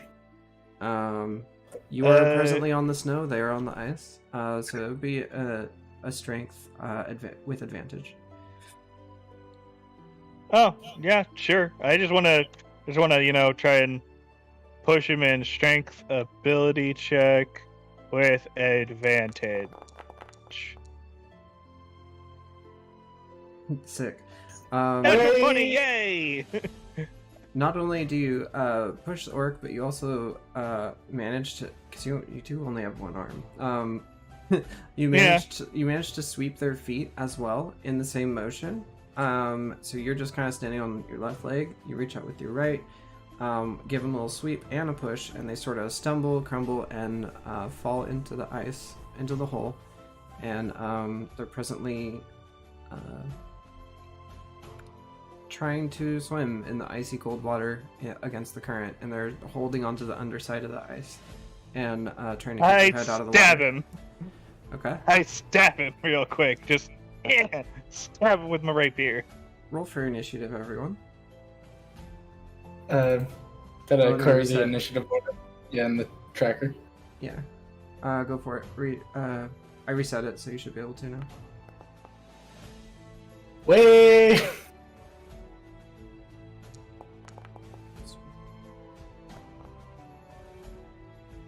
Wow. Way.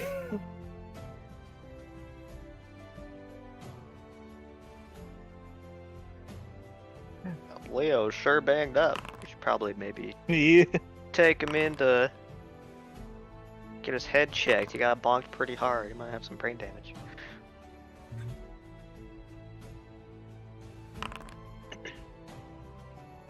Okay. Leo and Shirja have caught up to the group. We are now in combat. Combage.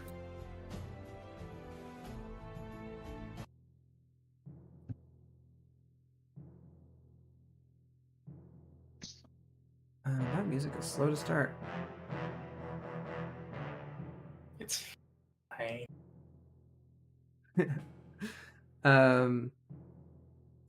Leo, did you have your stab? Please roll your stab. Oh wait, Oh, let me check. Let me check certainly, I initiative. will. I'm sorry. Yeah, you're ahead. So I go rolled for a it. 5. So did the orc. So you're all good. Go for it.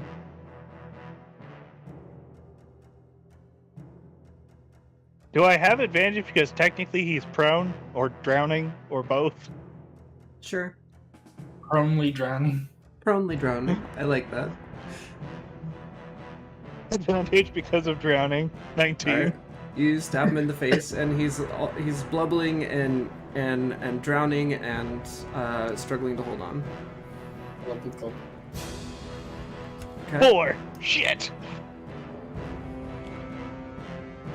I'm gonna do a. Not having a good time. Yeah, I'm gonna start giving them saving throws for their holding on. They do not manage to hold on. and they're gone into the Bye-bye. under the ice. The sun Oh just man, got that's really kind of loud. rough. That's That kind of is rough. That is rough. I That feel is bad. I kind of feel Yeah, bad. that's real rough. Yeah, like Yikes. Yeah, it's one thing That's to a terrible throw. way to go. It's a terrible way to go. It's one thing to throw a body in there that's no longer alive. The fact that dude's alive, that's fun. yeah. Yeah, in I an mean, icy, semi-frozen river that's not necessarily flowing slowly. Like, yeah, that's not fun. It's kind of fucked. I mean, you probably noticed Leo is a bit fucked in the head. I would have never guessed. And the whole time, Sebastian is just kind of like wincing, just like, oh. Yeah, Guardian Yikes. does not feel good about that. By the way, the bandit that was facing the other way has heard this commotion and has turned around and started to walk your way, Leo. Sebastian, you have the next roll. Okay. Man, I really don't have anything with range. I mean, I guess I do. Let's see. We do have 30 feet of movement as well. So. Yeah. What is?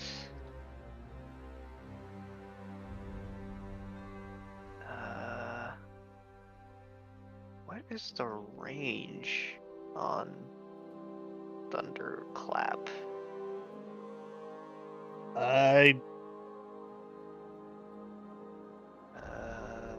I believe it's 10 feet.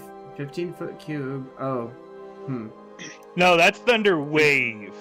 Yeah. Well, yeah, Thunderclap also is a 15-foot cube, but it doesn't say, like, how far away it can be placed. I think, isn't Thunderclap a 15-foot cube around you? Like it's centered on you and goes outward? Yeah, it's centered on you.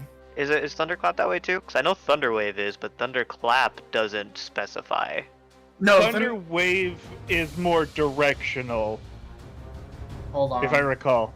Because No, I Thunderwave. think Thunderwave. Yeah, no, you pick a location. Hold on. Well, no, Thunderwave originates from you. You create a burst of sound that can be heard from 100 feet. I'm gonna say 100 foot. Sorry. You create a burst of thunderous sound that can be heard up to 100 feet away. I'm gonna say that it originates from you 100 foot out.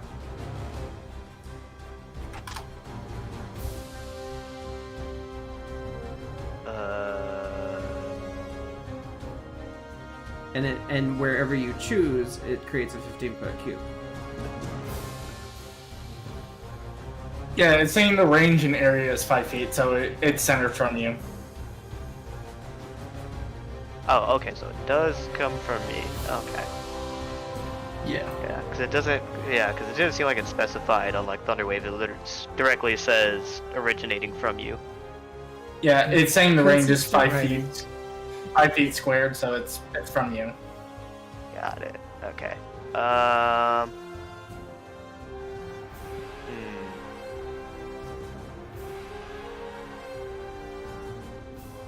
Okay. Well, and let's see. 30 feet.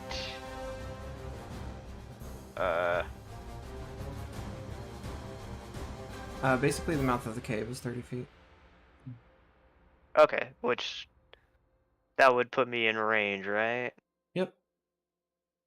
Okay. Wow, wow. I mean, even like here directly in front of the tree would be enough range. Yeah, so I'll do that.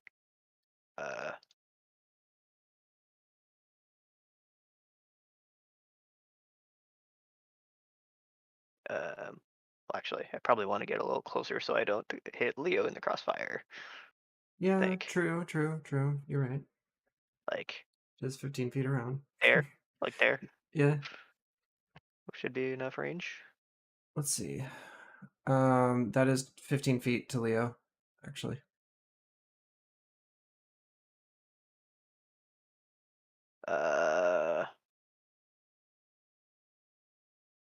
Step in the mouth of the cave and you won't hurt them. I'm gonna say that's fine. Go for it.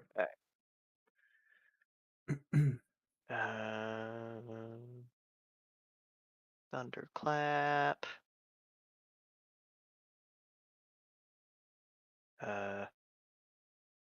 Wait. Oh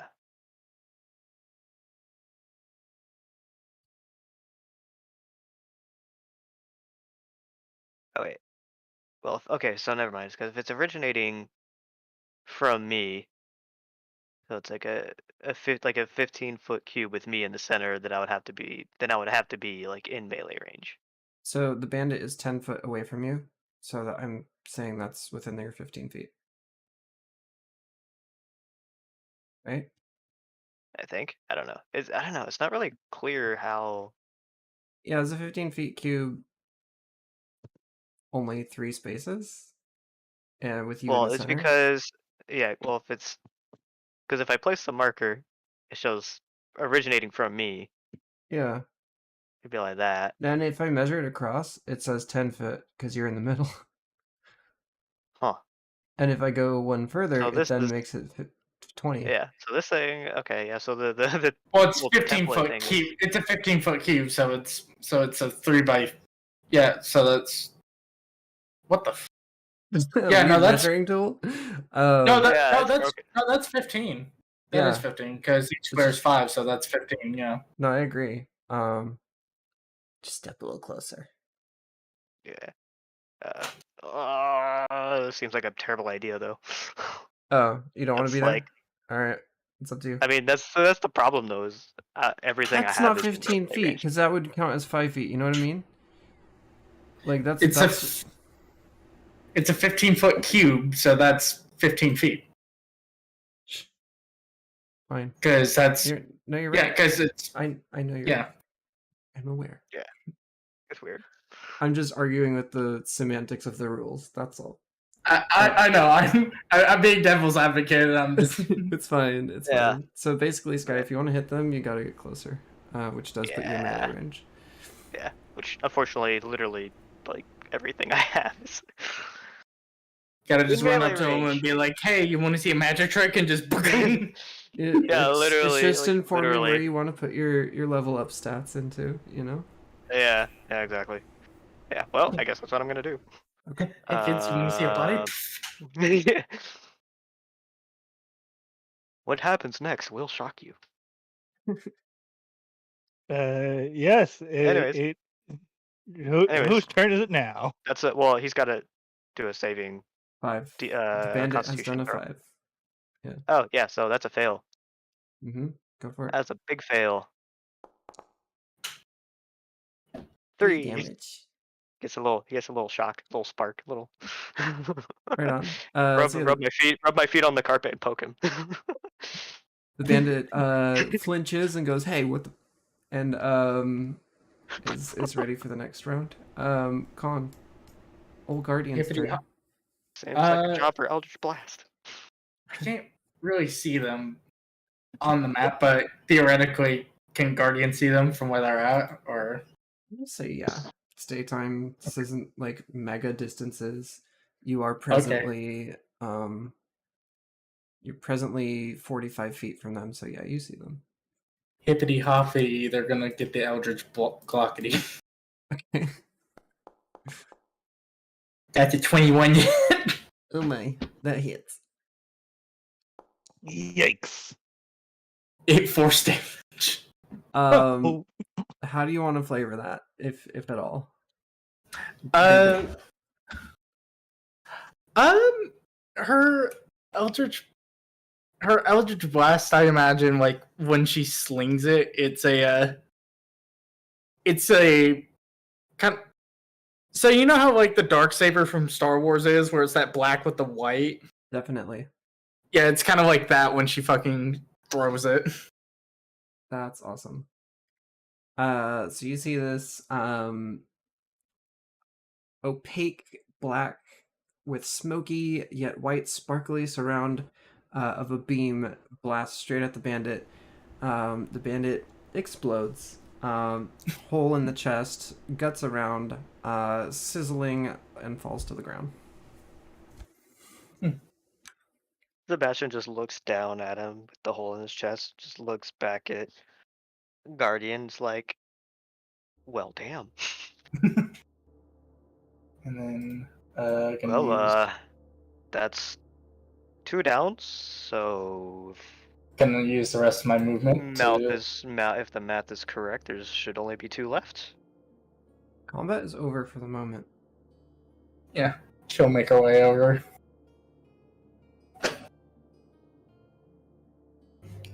Oh, I expected a bit more resistance than that. Admittedly, I was too, but then again, last time we did just kind of bump into them, and we weren't prepared. But we're prepared This this time we were. Exactly. Exactly. This time we were prepared, and we came up with a strategy. And if your count was correct, should only be 2 left. Let's hope. I mean, Should be a breeze. One would could hope. be. One would hope. The DM The TM.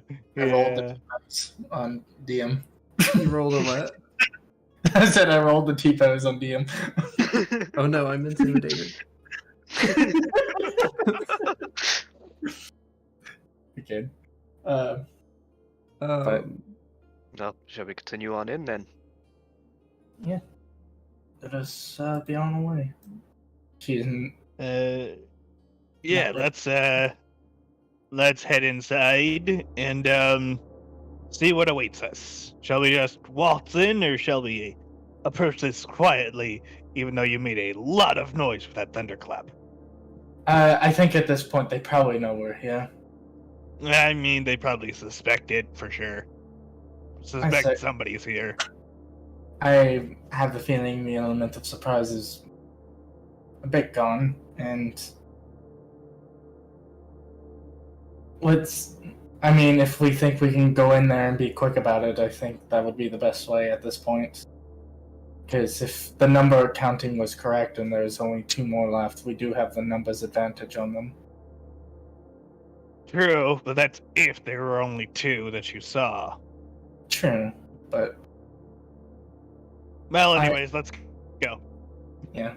Let's take the chance. Yeah. Nothing ventured, nothing gained. Take a chance, roll the dice. As We one will does. not be scared by mice.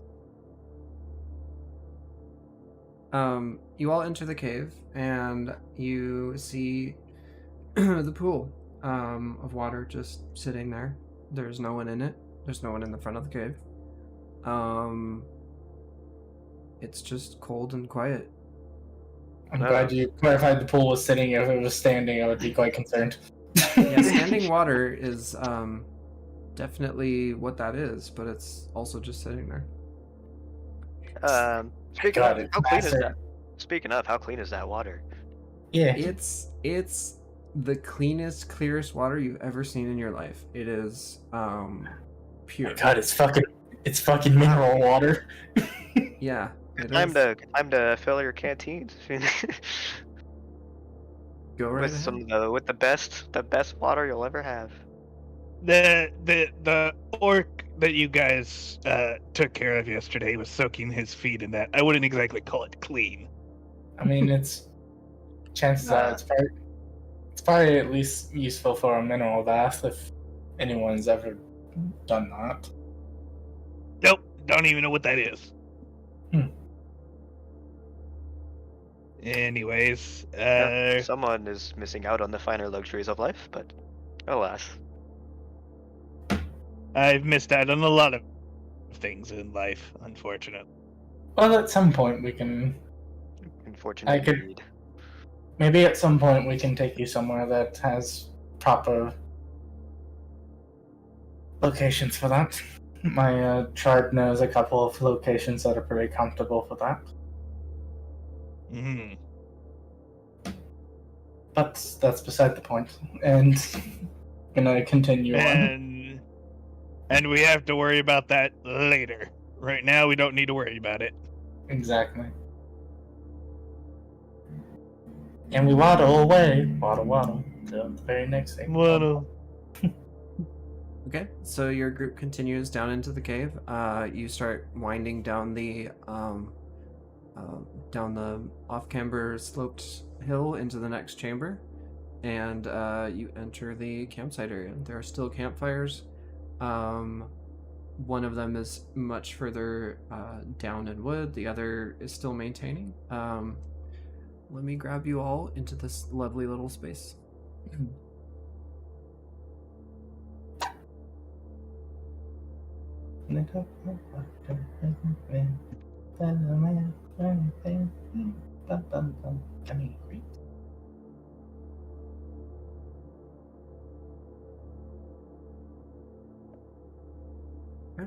Let me know when you're all loaded. I'm in. As loaded as I can be.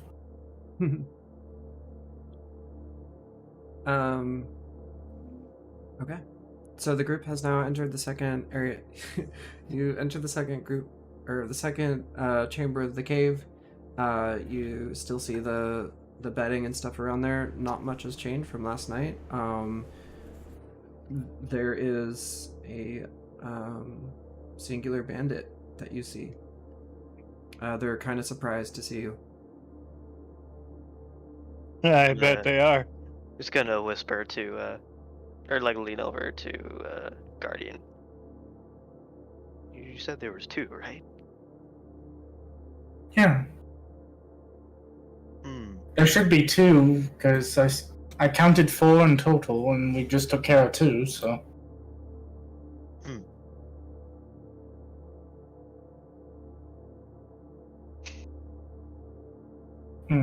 Where's the other one? And she points to the structure.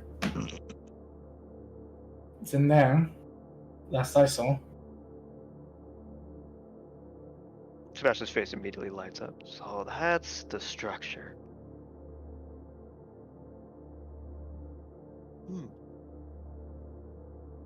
Sky, you don't recognize this structure from where you are seeing, or the style of its construction.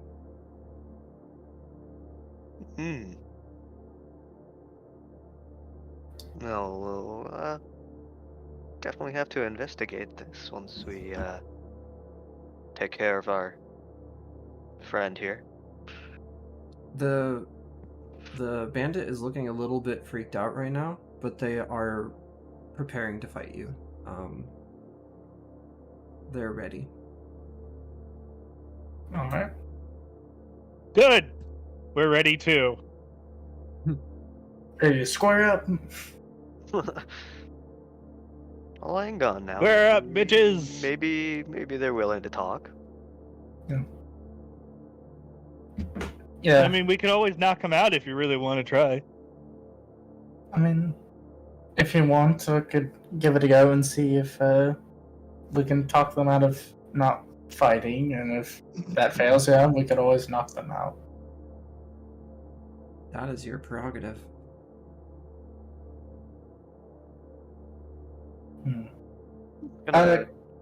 Sebastian's just gonna kind of start to approach, not get like super close, but start to approach and be like, that's quite the structure you're guarding there. Don't get any closer. They hold up their sword. Alright. No need to get aggressive here. I will have to kill you if you get closer. Oh, why is that? We're not allowed to share. Oh. So you have Share secrets. what? Secrets, huh? Our things. What do you think? What do you think this is? Things you stole, if I'm Our correct in things. assuming. Stole, Are they bought, your things? acquired. They are now. including that structure there. I mean, that's Well, it's where we put our Thing. things, so yes, it is our thing. I mean, So does that include sure. the people then too? Are people your things? Sometimes. And I assume you had a person with you that came with your most recent haul. They cross their arms. You know, people aren't property, friend. We don't hold slaves, we're not trash. But sometimes we do need to trade them as bargaining chips. So you trade people. I'm not going to say anything further. Good. Neither will I.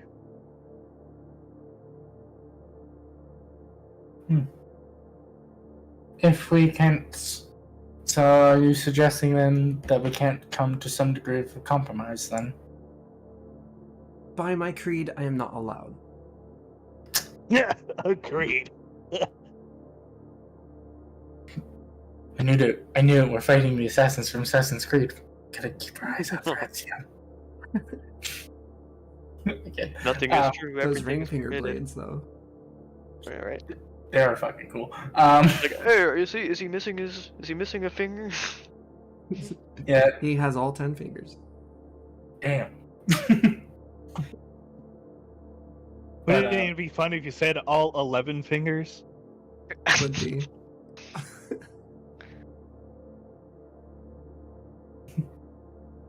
But if they had all 11 fingers, I'm sure Humic wouldn't just hand it out like that. Fair enough. Well, Anyway. I'm just gonna keep trying to talk. I'm like, oh, I'm just curious how you stumbled upon such a structure. I mean, it's quite unlike any structure I've seen in these parts. Yeah, it's a stone building. Yep, there it is. We found it. It's ours. Yeah, you really are not one for conversation, huh? By my creed, I am not allowed. If you get closer, I will die. Most likely, or you will die. One of us will die. And who's going to be doing the killing? Me, probably. And they hold their sword and just kind of like look at it, admiring it. How neat is his sword? How what? How neat is his sword? It's shiny. It's just a standard scimitar to your eyes, but it's, they're young, they're confident, they are bound by a set of laws and morals that they cannot deviate from. And what exactly where exactly does this creed come from then, if you're not inclined to tell us more about what we want to know? I do love a good secret. This creed is not open to your kind. Oh, fuck you too. I'm kidding. Lest you would like to take a subordinate role for the entire duration of your stay. I... Never mind, I'm not gonna say it.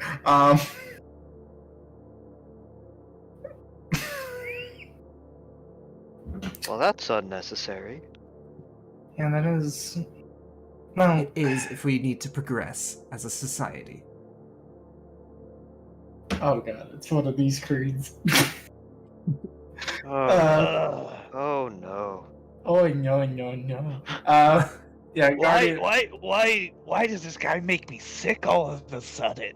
Like, do you even hear yourself? I do, and it's correct. Guardian at this point is just gonna be like, look, you're a capable young man. It seems that you've been taught some very questionable things, and it might do you a little bit to maybe step away and explore the world a little bit and get a feel for what other people have to offer. I know the creed and everything might bring you comfort or some modicum of order that you may be lacking in your life and some comfort, but maybe it might be best for you to understand that there's a lot of uniqueness in the world that your creed is going to blind you to, and maybe instead of committing yourself to such a creed, you could put down your sword and come with us, and perhaps we could maybe enlighten you a little bit on what actually is out there. And I know you may not like me for what I am, and I cannot choose or change what I am on a whim. She says, lying through her teeth as she fucking had just used the disguise self earlier. Is this kid a human from what we can tell? Oh yeah, definitely. Yeah. Yeah, TLDR touch grass. yeah. Yeah, no, that's pretty much what Guardian is getting with this, but she's not going to say it directly. She's trying to be nice and she's trying to be diplomatic about it. She's trying to persuade him to be like, maybe fucking touch grass. Yeah. Roll a persuasion check at disadvantage. He is a cultist. That is 100% fair, and a chance is a chance. Chances of That's what I thought. Just leads over to Leo. Like, oh, so this is what you were talking about with Cole. Oh, I would have fucking crit. God damn it. Ooh. But I mean, a 14 is still solid. They're not This is what convinced. they tried to turn me into. I was like, can't say that I didn't try. Can't say I didn't try. Yeah, no, you definitely did. They are not convinced. fair. They are not attacking. They're still skeptical, and he holds out his sword and says, "You'll have to try better than that, wretch." Wow. Guardian is going to just kind of shake her head and go. And as soon as that attempt is over, Leo's gonna bolt forward. That's fair. Just right up next to this dude, and it's like, hi, stab. All right, everybody, roll for initiative. Roll me your stab, Leo. I roll for stab. I should specify. You can tell that he's not actively trying to kill him, but he really wants to. Like, he's trying to be nice about it. Wait, what? He's trying to be nice. There it is. Okay, cool. I mean, he trying to get doesn't out? care what your intentions are. He is going to return the favor as best he can. Shit. That was only a 10. Yeah, it's fine. 10 does not hit. I'm Why gonna is give- my initiative not going.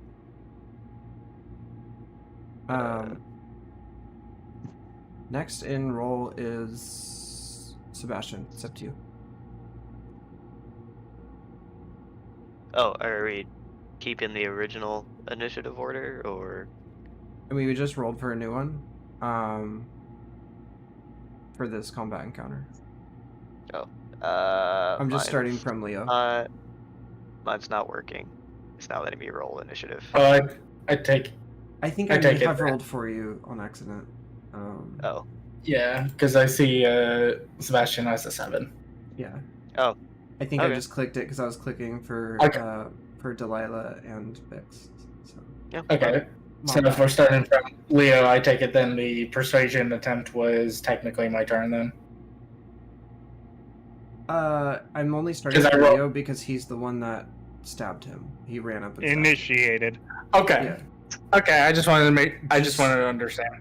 Thank For you. practical sense, it made sense for him to be the one to be the start of the order because he's the one that did it. So now we're just rolling in order. That's fair. Okay. I understand. Thank you. I'll take that then. But yeah, it is your turn, Sebastian. All right. Sebastian's just gonna sigh, like, well, I guess we're doing this. And just gonna scooch on up. Say that's about 30 feet. Just to get up. Yeah, to that's him. exactly 30 feet, right in front of him. Con, if this was a more standard encounter where it was like you two are meeting on an equivalent battlefield, then yes. But this was an interruption to a conversation that Leo ran up and dealt with. Yeah, that's what I figured. That's why I just wanted to make sure. Yeah. Yeah, I'm picking up what you're putting down with it, so that's why I just wanted to ask for clarification's sake. Definitely. Leo, what do you like to do? I mean, not Leo. Booming blade. Sebastian. Booming blade. Nice. I don't know why it makes me put a marker down for that. That's right. Hit him with the boomer blade. The boomer. Okay, Boomer. Okay, boomer. He just immediately dies. Okay, boomer. Take 10 cringe damage. Oh, I have a cringe video I have to show you guys. Oh after god. this. Alright. And scimitar. Like, oh yeah, I took this off of your buddy. Damn. Okay. I'm kidding. I'm not actually Spicy. gonna say that. I'm not gonna say that. Sebastian wouldn't do that. Alright.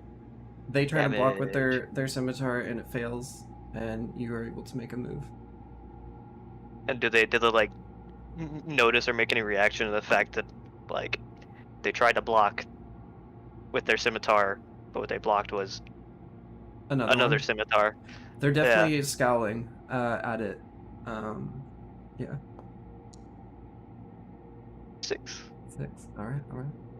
And then they have the boomer energy on them until my next turn.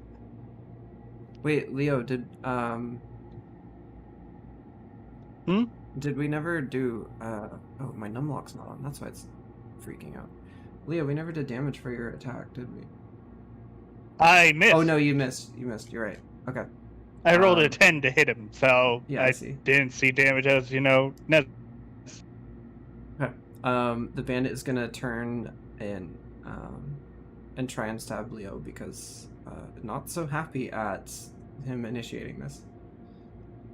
That was the point. They shout, "You will die for this!" And Yeah. Leo doing his best to make lots of friends. Yeah, always. They completely miss. They're very caught off guard with the two people right around them. But Maylord's turn. What shall Maylord do?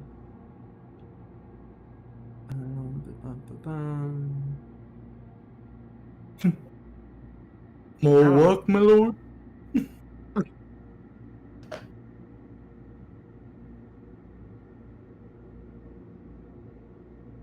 Light crossbow. Ooh. Think I'll crossbow? I'm gonna use that. That sounds fun. Maylord just holds up. Huh? Sorry. I was just gonna make a joke, and it's like, and Maylor pulls out the Gatling gun. Oh yeah. I mean, artificers. Yeah, eventually. Maylord pulls out the crossbow and readies a bolt and aims right between Leo and Sebastian and does let one off.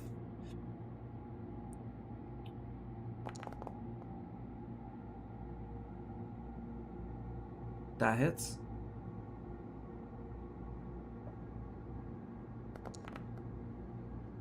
They're super dead. The bolt goes straight through the bandit's head, and the racist bastard slumps to the ground. Yay! We win! I'll be right back. Okay. There we go. Good job, team. Good job. The cave is yours for the moment. All right.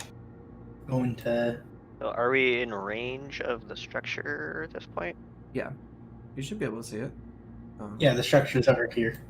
Alright, Sebastian is absolutely going to make his way over to that and check that thing out. Definitely. Um, Just get Harriman stuff over. my vision stops like at this point. It's because it's a door. Oh. Life has many doors, that boy.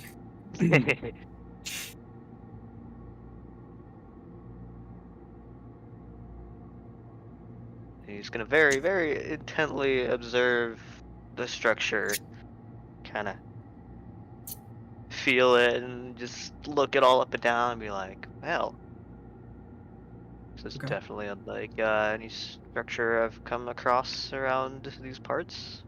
So you can tell that this is indeed stonework.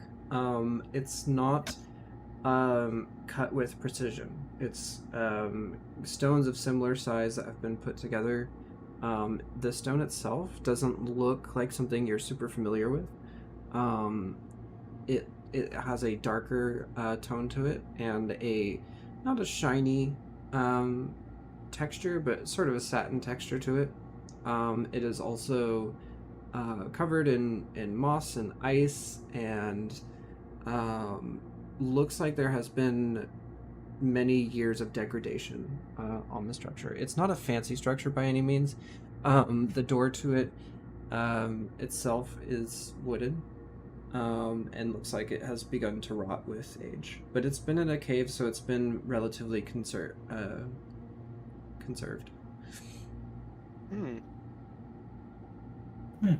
So about how many years would Sebastian be able to just kind of based off experience be able to deduce kind of how many years? Like, are we talking Roll me a history decades? check. Are we talking centuries? Yeah. History.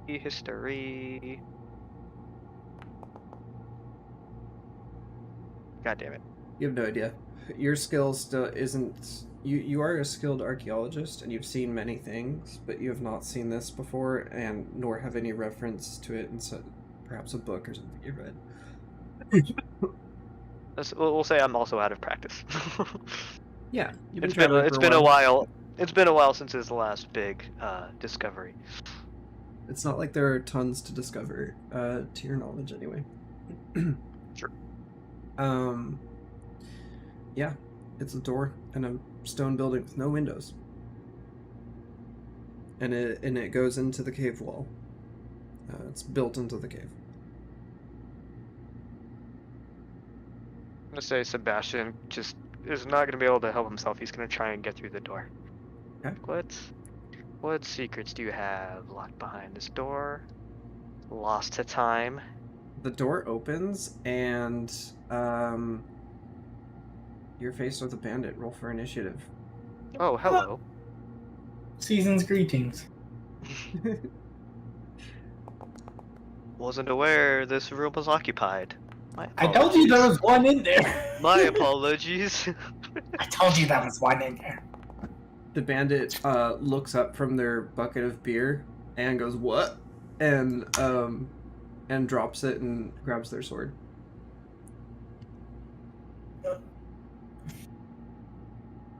Since Leo's not here, I'm just gonna put him in the initiative roll.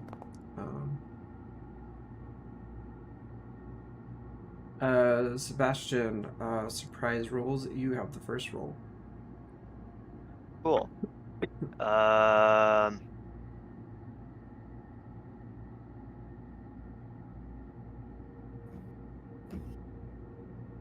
Okay. I'm gonna put the bandit over here It's at the table. Down. Let's see, they're sitting Okay. they're sitting on the stool at the table with a bucket of beer.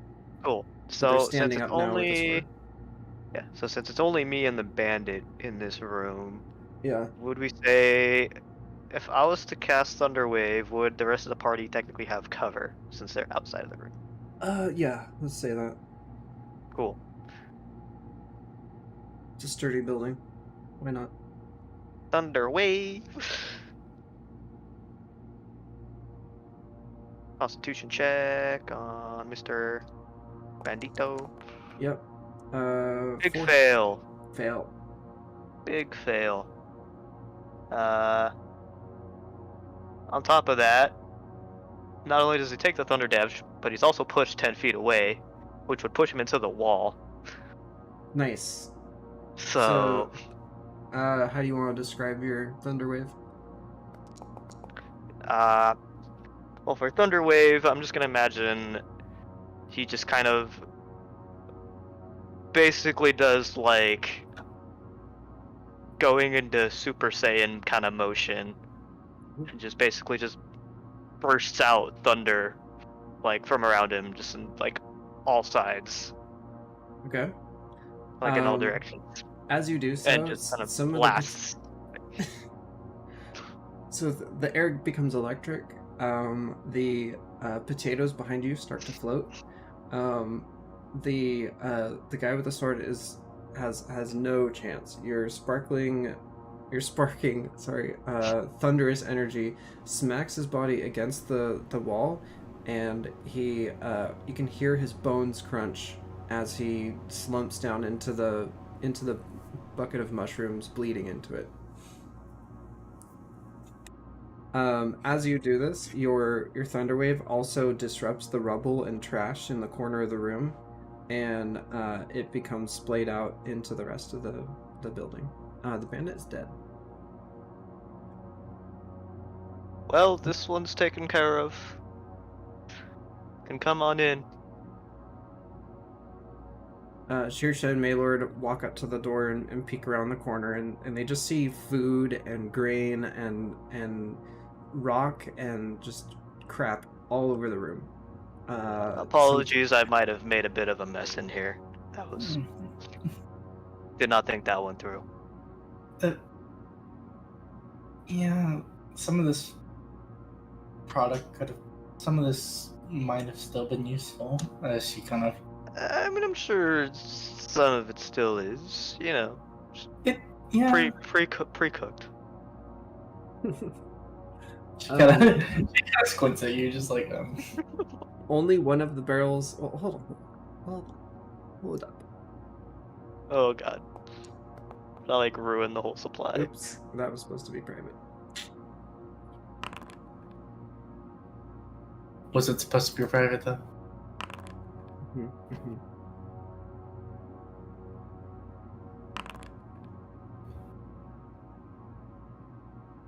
Okay.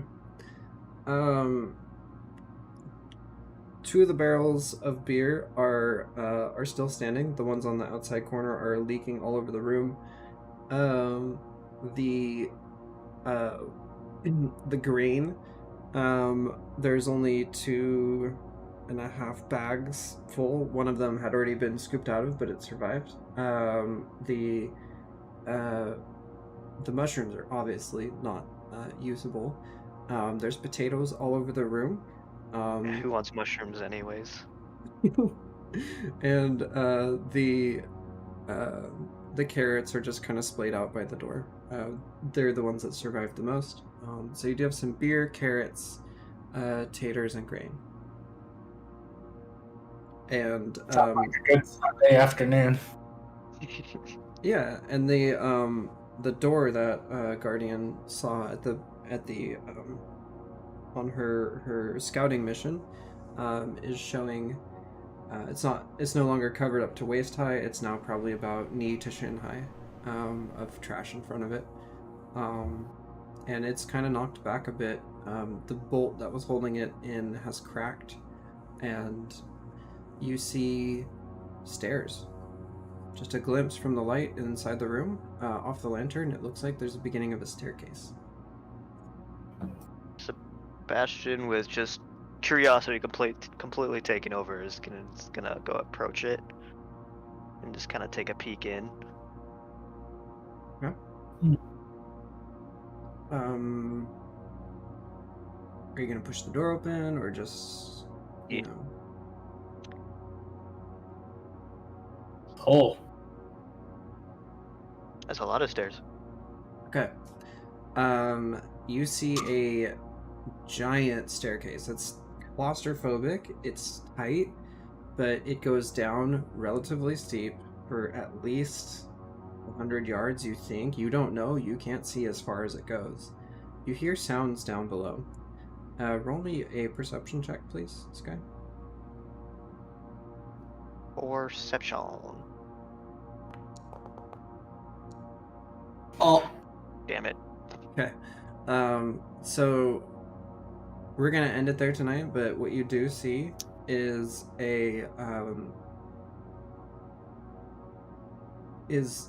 markings of frequent footsteps up and down these stone steps. They are the cleanest, nicest cut steps you've ever seen in your life from raw stone. This doesn't look like something possible to your knowledge. This staircase is cut very sharply into the stone. There is 90-degree angles going up from the stairs and to the ceiling that also goes down at a flat angle. None of you have ever seen architecture like this before with this amount of precision. And you do hear the sound of footsteps down below. That's where we're gonna end tonight. others.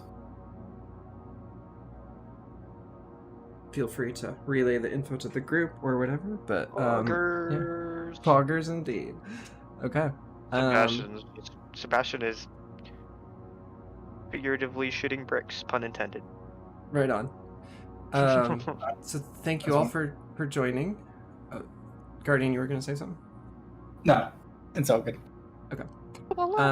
Thank you all for joining. We had some technical difficulty and stuff, but I think we managed, and I'm looking forward to the next session of Zotian Epoch. Part of me wants to go further, but we've hit 3 hours and we're down a couple people anyway, so we'll have to see what's at the bottom of the stairs in a couple weeks. Thank you all for watching. Yay! Sebastian is very eager to find out. So is Leo, because he hates cultists. As he should. This was great, Yumi. I love it so much. Thank you.